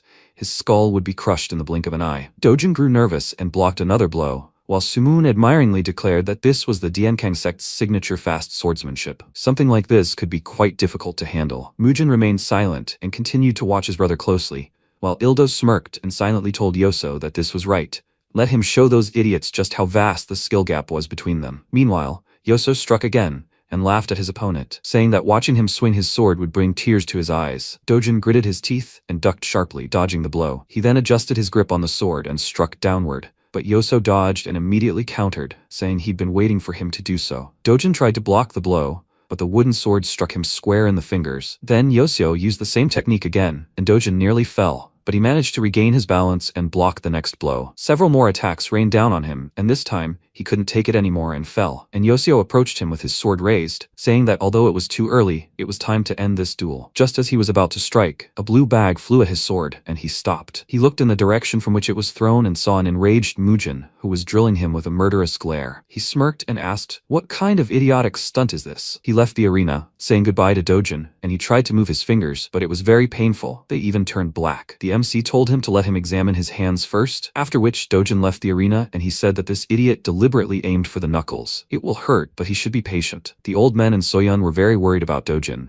He bit his lower lip to keep from screaming in pain. After which, Mujin set his bones and said that with such hands it will be difficult for him to use a sword. What will he do? He asked him to tie the sword to his hand, and he agreed. After this, Dojin returned to the arena with a confident look, and Sumoon remarked that this was impressive determination for someone so young. The MC said that after all, he wasn't just a kid from some insignificant martial arts clan. This was at least something he should be able to do. Yoso, meanwhile, told the boy that he saw him in a new light. He thought he would come and beg him to accept his defeat. Is he ready to fight? Now that he's back, he'll have to accept the consequences. After all, the same thing will happen to him that happened to his older brother when he was little. These words angered Dojin, and Yoso lashed out at him, exclaiming that from today on, he would become the new disabled person of Seochan, matching his older brother's skills. Dojin focused and remembered what his brother had told him before he returned to the arena. Mujin asked, "Do you want to win?" He replied that he had to win. He needed to take first place and restore the honor of their sect. MC smiled and told him not to worry about it. His older brother would make their sect the greatest in Seochan again. The only thing he needed to do was focus on the duel. He would tell him the method that would lead him to victory. The very moment he used his sword technique, he would see a tiny gap right in the middle. At that second, he should not hesitate and strike quickly. Dojin did just that, rushing towards his opponent, surprising him, and then striking him in the chest, causing him to feel pain and being thrown back. Everyone was amazed by his strike, and Dojin himself smiled, glad that he was able to do it. Yoso fell on his back. The old man excitedly praised Dojin, as did his sister. Yoso, meanwhile, quickly got up and furiously asked how dare he point a sword at his body. Dojin clicked his tongue in frustration and braced himself, wondering if the blow had been too weak. Yoso threatened him that he wouldn't leave the arena alive, and a red bag suddenly flew at his face. After that, he looked around in rage and shouted, "Who threw that in his face?" Mujin called him an idiot and said it was him. He approached his brother and said that he had worked hard. That was enough. He smiled and suggested that he go home, and the judge asked, "Are they really quitting the tournament?" He replied that he had already achieved everything there was to gain here, so he saw no point in going any further. This wasn't some big martial arts tournament, so he wasn't going to gamble his younger brother's future for a trivial victory. Elder Cho looked at Dojin's hands and said that they needed to hurry to get him the treatment he needed. Sumoon called out to Mujin and asked, "Is he leaving? Since their meeting must be predetermined by fate, how about sharing another bottle of alcohol at his place?" His granddaughter asked in surprise, "Is he really going to go to this man's house?" MC didn't object, then headed for the exit, and the guests began to whisper, "Did he really refuse to participate? And the Emperor of Poisons leaves with him." Yoso, meanwhile, clicked his tongue in displeasure, saying that he had ruined all his fun, and Ildo was very angry. Meanwhile, 3 men were walking down the street and passersby recognized them. Hong Johan from the Sosul sect said that today he would wring the neck of this sleeping dragon, and Black Crow said that he entrusted it to him. He was dangerous. Johan turned to the 3rd man and told him not to worry about it because even the brothers from the Red Sword sect came with them. There was definitely no one in Seochan who could stop them. Is he right? Chu Seochan laughed and said he was stating the obvious. The second the Red Sword sect took over, they could forget all their worries and doubts. Johan laughed, saying it was encouraging. They reached the Yomwa sect gate and Johan chuckled, asking how it could even be called a gate. It was rotten to the core and would soon fall apart. He decided to tear down this old building himself and kicked it down, startling Masak and indignantly asking, "What are they doing? Why are they breaking down someone else's gate?" He mockingly apologized to him. It was so rotten that he thought this residence had no owner, but more importantly, he, a mere servant, dared to raise his voice at him. This made Masok nervous. Meanwhile, 4 demons were walking down the street. Cholmuk patted his rounded belly and said that for a satisfying meal, there definitely had to be meat on the table. Dongjok said that they already ate meat every day, and he laughed, explaining that he meant that they would never get tired of meat even if they ate it every day. Changtae said that the girl from the tavern was very cute. She seemed to match their second brother's ideal type. He had been staring at her all the time, hadn't he? He sheepishly denied everything, and they approached the sect. Cholmuk looked at the gate with confusion and asked why the entrance was in such a state. He knew this would happen one day because the wood was too rotten, and when he saw what was happening inside, his eyes widened. The 3 men pinned poor Masok to the ground, and Johan, putting his foot on his head, asked what was taking them so long. "That's what happens when you keep a bunch of worthless scum as guards. Well, if the boss is a sick idiot, then his subordinates must be the same." Seochan said he heard he'd teamed up with a gang of bandits, and Johan noted that judging by the appearance of these idiots, it looked like the rumors were true. Changtae asked why Masok was lying on the ground. Cholmuk noted that he clearly hadn't fallen prostrate to pay respects. Johan laughed and said that now that he looked closely, it was clear to him that they had gathered not warriors, but clowns. They were complete idiots. Dongjok grinned ominously and said that he could ask them later what they were talking about. Why were they standing there? Let them draw their weapons. Black Crow took a closer look at them and said he thought he'd seen them somewhere before. At that moment, all 4 of them pounced on them, and they didn't even have time to understand what was happening. When Mujin and the others returned to the sect, they were surprised. He immediately asked what had happened, since those 4 were pinning down 3 people on the ground. Cholmuk greeted him with a respectful gesture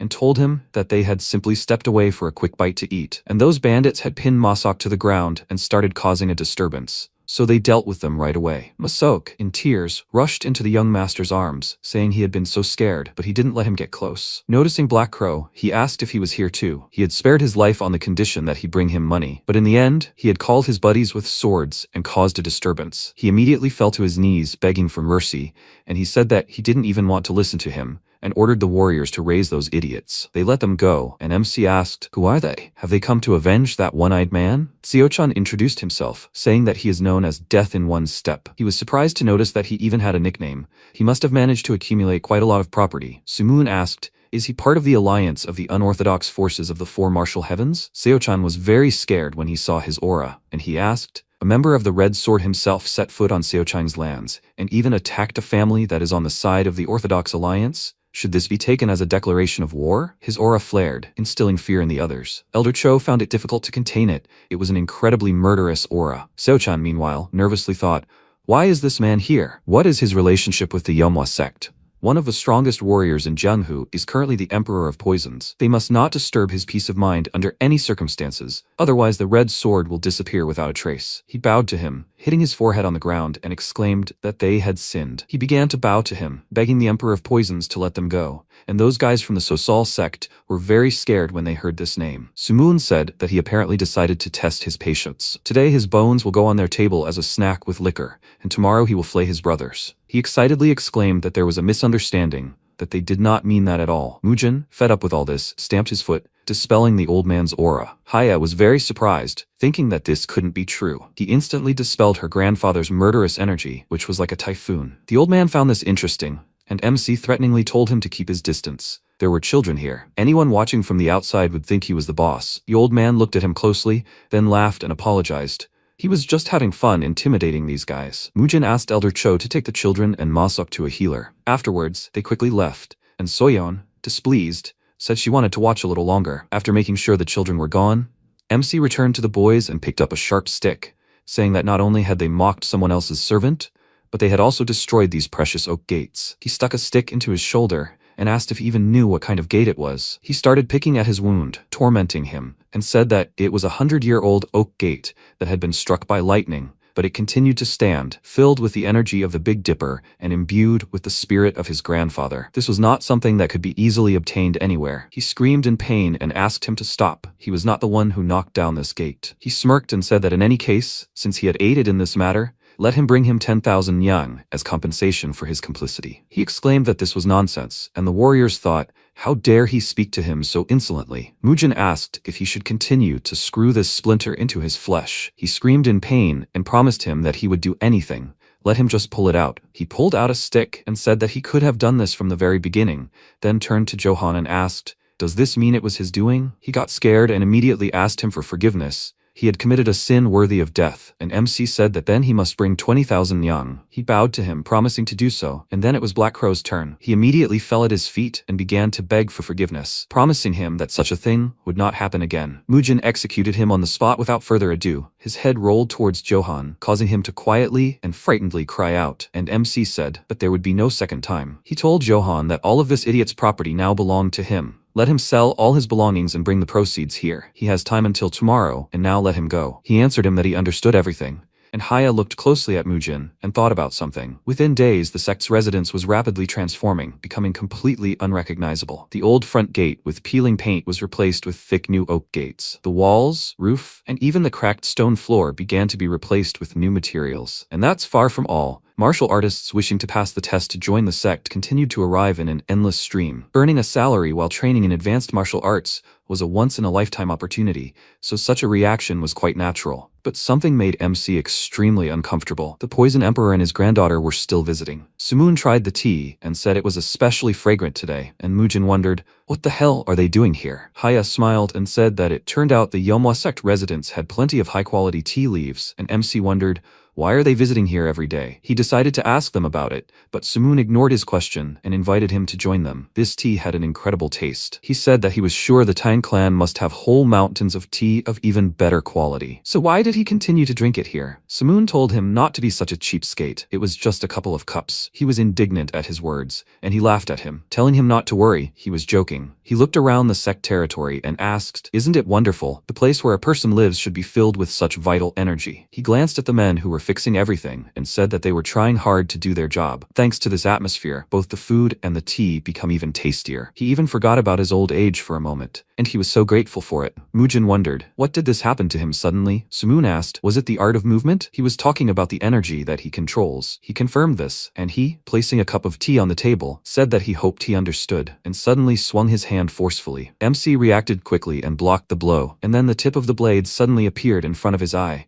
But he jumped aside and began to dodge the old man's blows. Haya worriedly called out to her grandfather, and Baekshun, seeing the two fighting, became very worried and asked what happened. Sumoon clenched his fist, smoke emanating from under his fingers, and then he blew on his palm and sent a poisonous explosive strike at Mujin, who cursed and assumed a stance for the third technique of the nine-sword solo. He screamed and swung the heaven-cutting sword with all his might, and its energy gushed in all directions along with the wind. The old man stopped attacking, and MC wondered, what kind of powder was this? It wasn't poisonous. The old man said that, as he thought, it was the nine-sword solo. He was surprised and asked if he knew about this technique. He answered that he had seen it used only once, but he could not forget it. He apologized. He really needed to find out what kind of fencing technique he was using. He invited him to return to the table, which made him confused, after which he sighed heavily and thought that he was seeing such an extraordinary old man for the first time. Sumoon sat down on a chair and sighed heavily from the pain in his back, after which he asked his granddaughter to fill his cup. His throat was dry. She poured him tea, and he said that he never thought that something like this would happen in his life. He was able to see the use of this fencing art again. How did this happen? Where did the eldest son of the Yeomwa sect learn about this sword technique? He said that he should be the first to voice his question. How did he learn about this fencing art? He smiled and told him about it. When he was a child, he followed his grandfather and older brother when they went fishing. At that time, his grandfather's mastery of poisons reached the heavens,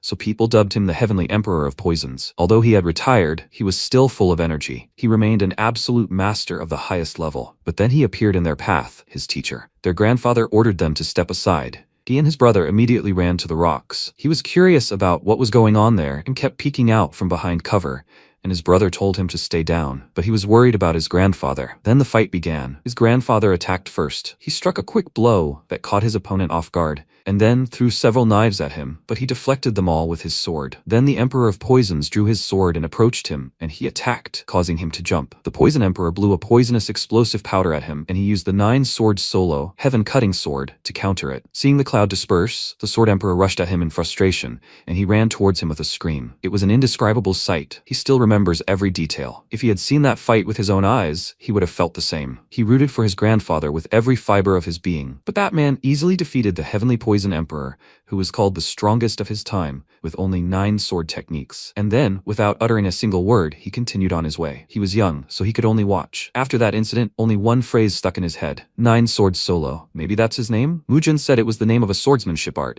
and he said with a smile that now he understood why 9 swords. So, he's that master's student? He told him that he wasn't officially his teacher, but he was still training under him for now. He asked what for now meant. MC asked him to accept that answer. It was hard for him to explain all the nuances. One day, when a legitimate heir would emerge to continue this legacy, he would teach him this sword technique. He didn't ask any questions and apologized for attacking him. MC thought for a moment and then asked if he knew anything about a swordless mark. Haya was surprised to hear that, and her grandfather clarified that by swordless mark, he meant inflicting a slash without contact with a sword. He had never heard of anything like that. After hearing that answer, MC said he had business to attend to, so he was leaving. He wished them a good time, and Sumoon asked him to wait. He also had one question for him. To be honest, that was why he visited his house so often. Mujin turned to him with a questioning look, and the old man asked with a smile what he thought of his granddaughter. Haya immediately became indignant and embarrassed, and the MC asked what he meant. He laughed and called him a sly one, pretending not to understand anything. How does he view her, as his wife? This question sounded like thunder to him. The old man grinned, waiting for an answer, and of course, everyone around heard it and was surprised. And the 4 demons asked, "So he's planning on getting married?" Mujin didn't even know what to say. The old man kept pressing him, asking for an answer. He, looking at the embarrassed girl, remembered his beloved and answered with a bitter smile that he wasn't planning on getting married, at least not in this life. Haya wondered what this meant, and when he calmly said that he didn't particularly like her,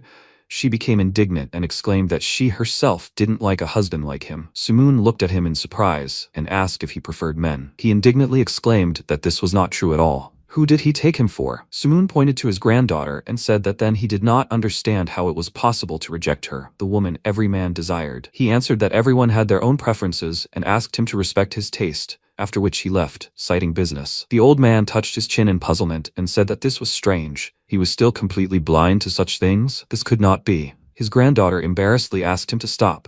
She almost died of shame because of him. He asked perplexedly what was the matter. It was obvious that she was interested in him, so he decided to put in a good word for her. She became indignant and asked when such a thing had happened. She could not stand those who behaved so arrogantly and recklessly. He said that in that case, nothing could be done. Next time, he should come here with her younger sister. Chona was calmer than she was, and she had a good character. Haya immediately fell silent, and he said with a smile that finding such a worthy man was no easy task. She turned and walked away, saying that in that case, he should stay here and live with young Master Hua. He stood up excitedly and asked her to wait and go with him. He had also already drunk everything. Haya cast a last, offended glance at Mujin, and seeing that he was completely unconcerned about what had just happened, she immediately turned away from him. MC, meanwhile, asked the elder if everyone was there. He confirmed it and added that today was the last day for enrollment in their sect. A total of 230 warriors had joined them. Mujin approached the assembled warriors and loudly introduced himself, saying that he would be brief. He doesn't care what made them join the Manhwa sect. All he wants is for them to become strong and fulfill their assigned duties. The selection test for the sect's warriors begins today. For some of them, this could be the hardest test of their lives. Anyone who wishes to leave can stop taking the test at any time, but if they endure, a reward awaits them. He asked the instructors to come forward and said that before them were 4 martial arts instructors who would be in charge of their training. From now on, they were to follow all their instructions. He wished them good luck and left, telling them to try to survive, and then they would meet again. Cholmuk grinned and introduced himself to them, saying that he was the senior instructor and that the selection test for warriors began today. They all had to load these sacks of rice onto their backs right now. They turned to the sacks and asked in surprise, "Is he serious? And how are they supposed to do that?" Kolmuk asked, "What's wrong? Are they unable to lift it? In that case, there's another way, namely, defeating them, the 4 instructors, in a duel. Anyone who wins will not only pass the test, but also immediately receive the position of instructor." They became nervous because they knew what they were capable of, and some decided to leave because they didn't want to die so early, but Dongjok stopped them and asked, who allowed them to do that? They were surprised, because the young master had just told them this, and Dongjok said that he really said that anyone could leave whenever they wanted, but there was no word about them being able to leave unharmed. Let them decide, will they take the test or leave the residence after he beats them to death? From the very beginning, they had no choice, and so they took the bags and began training. The instructor shouted that if any of them dropped the bag, he would stuff all the beans that fell out of the bag into their mouths. And if any of them started whining, he would rip them in half, starting from the groin. Let them stand up to their full height properly. MC watched them and thought with a smile that everything was going just fine. Around the same time, an emaciated man appeared at the far gate of the Manhwa sect residence. Despite his fatigue, he continued to drag his feet towards the sect, saying that he needed to hurry. He must come to the Manhwa sect residence quickly with a report. He saw a servant at the gate and extended his hand to him, asking for help and to tell the young master something, but quickly lost all strength and fell to the ground unconscious. Ma-seok noticed him and wondered what he was talking about. He rushed to his aid and, seeing who it was, immediately reported everything to Mujin. Night fell. The man was carried into the residence, and MC asked if he was feeling any better. Baekshun told him that the doctor said his life was not in danger, and he cursed, saying that those idiots from the Chonghwa Merchant Guild had finally made their move. Baekshun said that he heard they had stationed their warriors on the shopping streets and were committing all sorts of atrocities. Some of the merchants who resisted were being beaten to death. Mujin ordered him to tell Ma-seok to prepare weapons, and he asked in surprise, "Right now?" He replied that he had told him more than once that debts and grievances must be settled without any delay. They would just move out a little earlier. Let Dongjok handle the warriors who were undergoing the test, and Cholmuk, Nosak, and Chante should arm themselves. Baekshun said that he would do everything, then hurried out of the room and left, while the children hid behind the boxes. Soyeon smirked and asked her brother, did he hear everything? They were finally going to have a showdown with those scum. He hesitantly asked if they really needed to watch people die. She told him not to talk nonsense, and if he didn't go, she would follow them alone. He immediately agreed, and when everything was ready, MC and the warriors set out, and they followed, anticipating adventure. They ran into the forest, and the two barely kept up with them, wondering how they moved so quickly. Mujin ordered everyone to stop. He noticed people hiding in the shadows of the trees,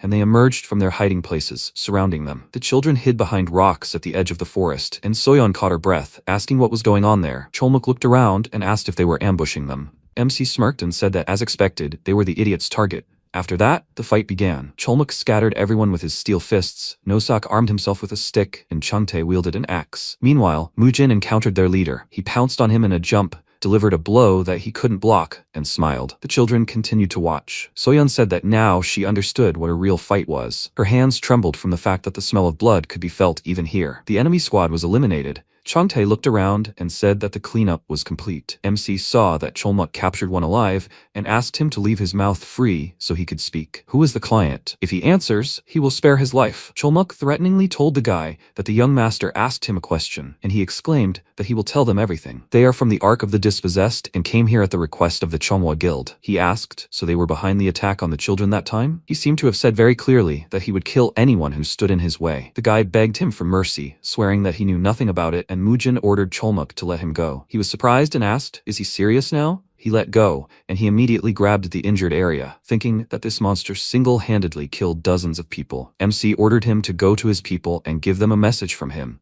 He will kill everyone he sees. So he challenges them to continue in the same spirit. After that, the guy ran in fear. He ran past the children and did not even notice them. Soyeon looked after him in fear, after which she told her brother that it was too late. Isn't it time for them to go back? He agreed with her, and suddenly Cholmuk's voice was heard right next to them, asking who was there. They looked up and saw a huge man flying towards them, which scared them greatly, and then they collided. In the end, they both emerged from hiding with huge bruises on their foreheads, and asked their older brother for forgiveness. He said that he understood their feelings, but if the enemy had noticed them first, they would have lost their lives. He pointed to the pile of bodies and told them to look there. Do they think they knew they would die today? Most people don't have the opportunity to choose their death. There is no guarantee that they won't suffer the same fate. The choices they make ultimately decide whether they will live or not. This is what this place is like, Murim. Death always follows close behind. Let them never act rashly. Do they understand? They answered him that they understood everything, and he said that it was dangerous to return at night, so let them spend the night here with him, and at dawn they will set off back to the residence. Nosak struck a stone against a stone, starting a fire, then threw the torch into the pile of bodies and burned them. The sound of burning raw flesh seemed simultaneously familiar and unfamiliar. The smell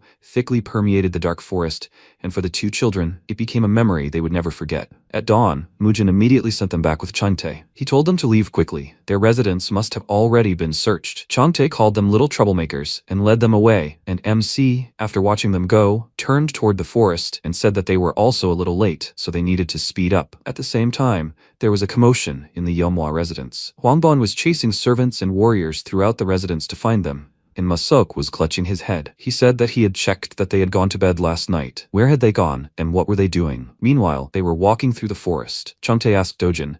Young Miss Hwa Soyeon persuaded him to come with her, didn't she? She confirmed this and noted that he was very observant, and he said that it couldn't be more obvious because the young lady was the main driver of everything in the Yeomhwa residence. Dojin agreed with him. He told her he wouldn't go, so she started threatening, leaving him no choice. Suddenly, a woman screamed for help. They turned toward the voice and saw a man looming over the woman, and she was crying and begging him to take his hands off her. He licked his lips and told her to keep resisting. The other woman couldn't withstand his grip, but she was holding on pretty well. The woman saw Changtae and extended her hand to him, asking for help, and he indignantly asked how anyone could do such a thing in broad daylight. He told the children to wait for him there, but when he saw the man, he froze. He looked like a demon that could tear him to pieces. He smiled nervously and suggested that the children quickly return to the residence. Everyone was probably worried sick. He glanced at the man and thought that if he started a fight, he would be finished. He laughed nervously, deliberately saying loudly that they would go their separate ways, and the man turned to him with a smirk, ordering him to get out of his sight. But Dojin wasn't going to just stand there and watch. He walked up to him and asked if he wanted to tell him something, or maybe he wanted to enjoy the spectacle. Dojin clenched his teeth in rage and said that grabbing a nun in broad daylight was vile. He called him a vile idiot without shame or conscience, and told him to get his filthy hands off her right now. Changtae was very scared, because his words meant that they were finished. The man let her go and, looking down at the child, asked threateningly, "Who was this insolent brat? He thinks he won't be killed because he's too young? He'll chop off all his limbs and then enjoy his screams in the company of that nun." Changtae immediately rushed to his defense and swung his axe, but he dodged, bending his upper body back. The man swung his leg, hitting him in the face, and he wondered what kind of move that was. After that, he grabbed the sword and Changtae fell, causing Dojin to become worried, and the man licked his lips and asked, "So he's a martial arts master?" Changtae stood up, and the boy asked if he was okay, and he cursed, saying that he was a real martial arts master. He whispered to the young master that when he gave the signal, they should immediately run with the young mistress towards the residence, without looking back, without stopping for a second.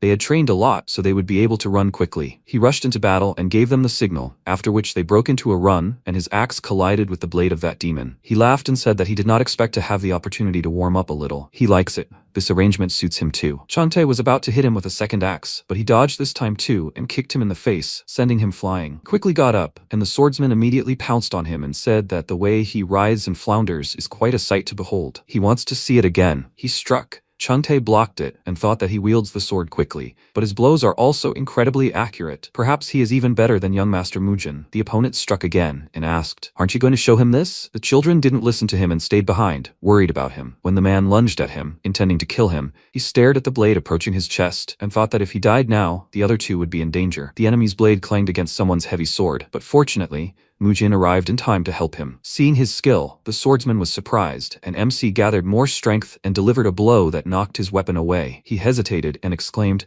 "What just happened?" Seeing their brother, the children were overjoyed, and he began exchanging quick blows with the swordsman. Changtae stepped aside and thought he knew he was coming, but his sword was being pushed back. Mujin was surprised himself, and his opponent said that at least he looked like he knew how to swing a sword. He was overjoyed by this and pounced on him with a moonstrike chain, which he was barely able to contain. He held his sword in front of him, blocking the blows, but still, many cuts appeared on his body. Finally, other warriors arrived. Nosak noticed that it looked like the attack had landed on him. Cholmuk's mouth fell open in surprise, and he wondered how he was doing it from such a distance. Did he really have some kind of divine weapon in his hands? He concentrated and told Nosak that they were facing an incredible martial artist. They needed to give it their all. He agreed with him, but Changtae told Cholmuk to stop. He was beyond their strength. If they interfered, they would only be in the way. Let him take a closer look. He dodged all the fatal blows and didn't let that idiot's sword reach him. The nun watched the fight unfold with concern. The man lunged at him, and MC noticed literally everything about him. The speed of the sword, the trajectory of the swing, the force of the impact upon collision, and even the number of sparks emitted at that moment. All of this is of great importance. He blocked the blow, and the man angrily called him an idiot, asking how he parried all of his attacks. He decided to unleash a blow from all of his sword tactics, and Mujin remembered his teacher's words. The true power of the 9 swords solo is revealed only when confronted with a powerful sword. He asked, "So, these 9 swords are stronger than his demonic spirit sword?" He called him a little brat and exclaimed that it was obvious that his sword was stronger. MC returned from his memories and thought that there was just a little more to go. He parried the blow and said with a smile that he had caught every blow with his sword, after which he made a deft move and threw the swordsman away from himself. He thought it was a blow to the shoulder. Mujin turned around, approached him and delivered a powerful blow that immediately finished him off. Everyone was surprised by this sight. His body fell to the ground and he, breathing heavily, said that he was defeated by some brat. What a laughingstock. What is his name? He told him his name, and he smiled, asking, "So he is from the Hua clan?" After that, his gaze dimmed, and MC wished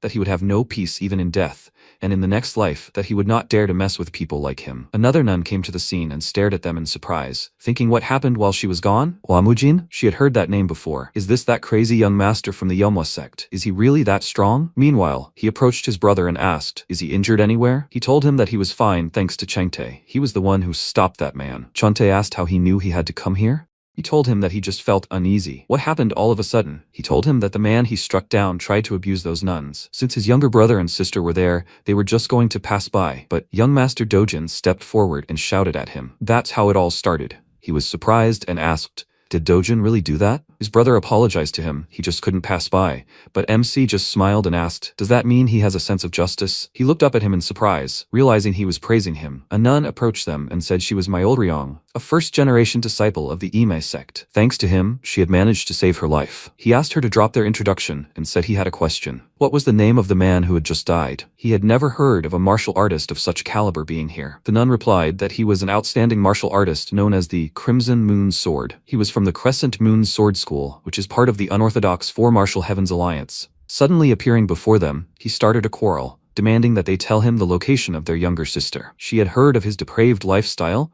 but she hadn't expected him to attack without warning. Mujin remarked that it was no wonder his swordsmanship was so rough and dirty. Once again, he faced a representative of the Four Martial Heavens. The woman thanked him for his help. How could she pay off this debt? He told them to thank Chante and Dojin. He wasn't going to save them. The woman thanked them both, and Dojin waved his hands excitedly, saying there was no need to thank him. He hadn't done anything. MC looked at him with a smile and then said they were leaving and that they should return to the residence. Chante said goodbye, asking him to be careful, and they ran back. Myolryong looked after them with a smile and thought that all this time she thought the rumors were greatly exaggerated. But perhaps a wind of change really was blowing in Seochang. Closer to nightfall, they reached their destination, where Kwano met them. He burst into tears and asked, is this a dream or reality? Is it really him in front of him? Mujin said with a smile that he had come to fulfill his promise. How is he doing? Kwano turned to his servants and exclaimed, why are they standing here? Let them prepare everything immediately to receive their glorious guests. The warriors were hungry from the journey and immediately began to eat, and Kwano apologized for the modest reception.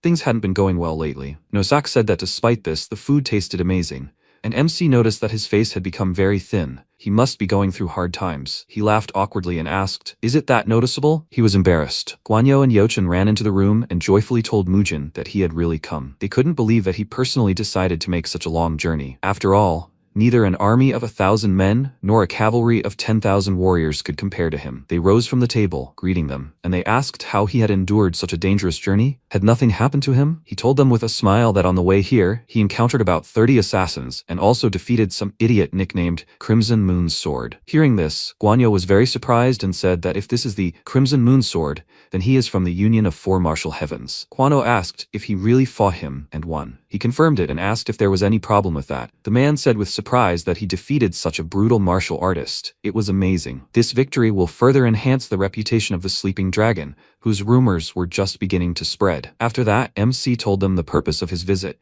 and Kwano said that he couldn't believe that the deputy head of a trading group could be beaten so badly. He should have sent some warriors with him, but he was too overconfident. Mujin said that their tyranny was growing stronger every day, and that if they turned a blind eye to what was happening, they would bring warriors and take over this place. They asked what they should do, and he said the answer was obvious. Since they had come this far, all that remained was to draw their sword. After all, that was why he had come here. The man asked in surprise, will he personally take action against them? He confirmed this, but before he could act, he needed a suitable pretext. They would start with the nearby textile workers' street. The three of them would need to prepare some things. The next day arrived, and Cholmuk and Nosak were strolling along the empty street, looking around. Cholmuk remarked that it was so quiet and empty, and Nosak agreed. He couldn't believe there was not a soul here. This was the first time he had seen a shopping street without people. At this rate, trade would dry up. Cholmuk noticed an inn nearby and wondered, is this the place? They sat down at the table and asked the owner to bring food, and then a man approached them and asked what brought such glorious warriors to such a seedy tavern. The food in this place tasted disgusting. The tavern across the street made such delicious noodles that they would be delighted. The tavern owner could not say anything in his defense, as he was afraid, and Cholmuk glanced at the tavern across the road and saw warriors there glaring at them. He replied that he did not see much of a difference. He was too lazy to go anywhere, so he would just eat here. The man told him not to argue,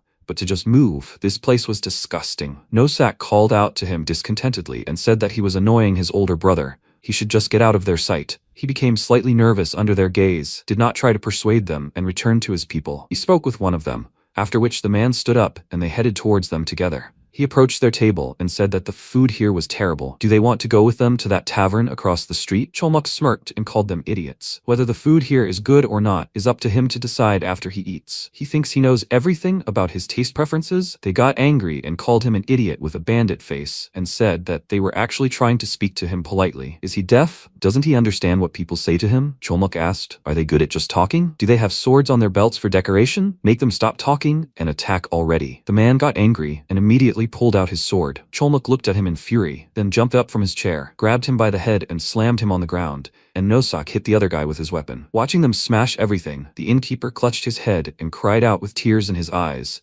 saying that they said they wouldn't break anything, and he couldn't watch this. The other innkeepers were surprised that someone actually beat up those idiots, and the fight continued. Sometime later, at the Graceful Winds Trading Guild, MC wrote a letter and went outside. Kwano approached him and asked if he had called him. He apologized for adding to his worries when he was so busy, but he needed him to send this to the Tang family urgently. He replied that he would immediately order a carrier pigeon to be prepared, and was surprised to think that the young master had such impressive connections. Finally, Cholmuk and Nosak returned, and not alone, but with prisoners. Nosak ordered them to kneel and bow their heads, and Mujin praised them for their excellent work. The man asked who they were. Do they even understand who they're dealing with, and that such actions are unacceptable? MC told him that he knew exactly who they were. They were idiots from the Chonghua Merchant Guild, and they dared to point their swords at his people. He could consider this a declaration of war, right? The man looked at him with fear and began to deny everything and thought, is this Hua Mujin? When did he manage to show up here? And what is this atmosphere hanging around him? MC asked where their leader was. He needed to see him,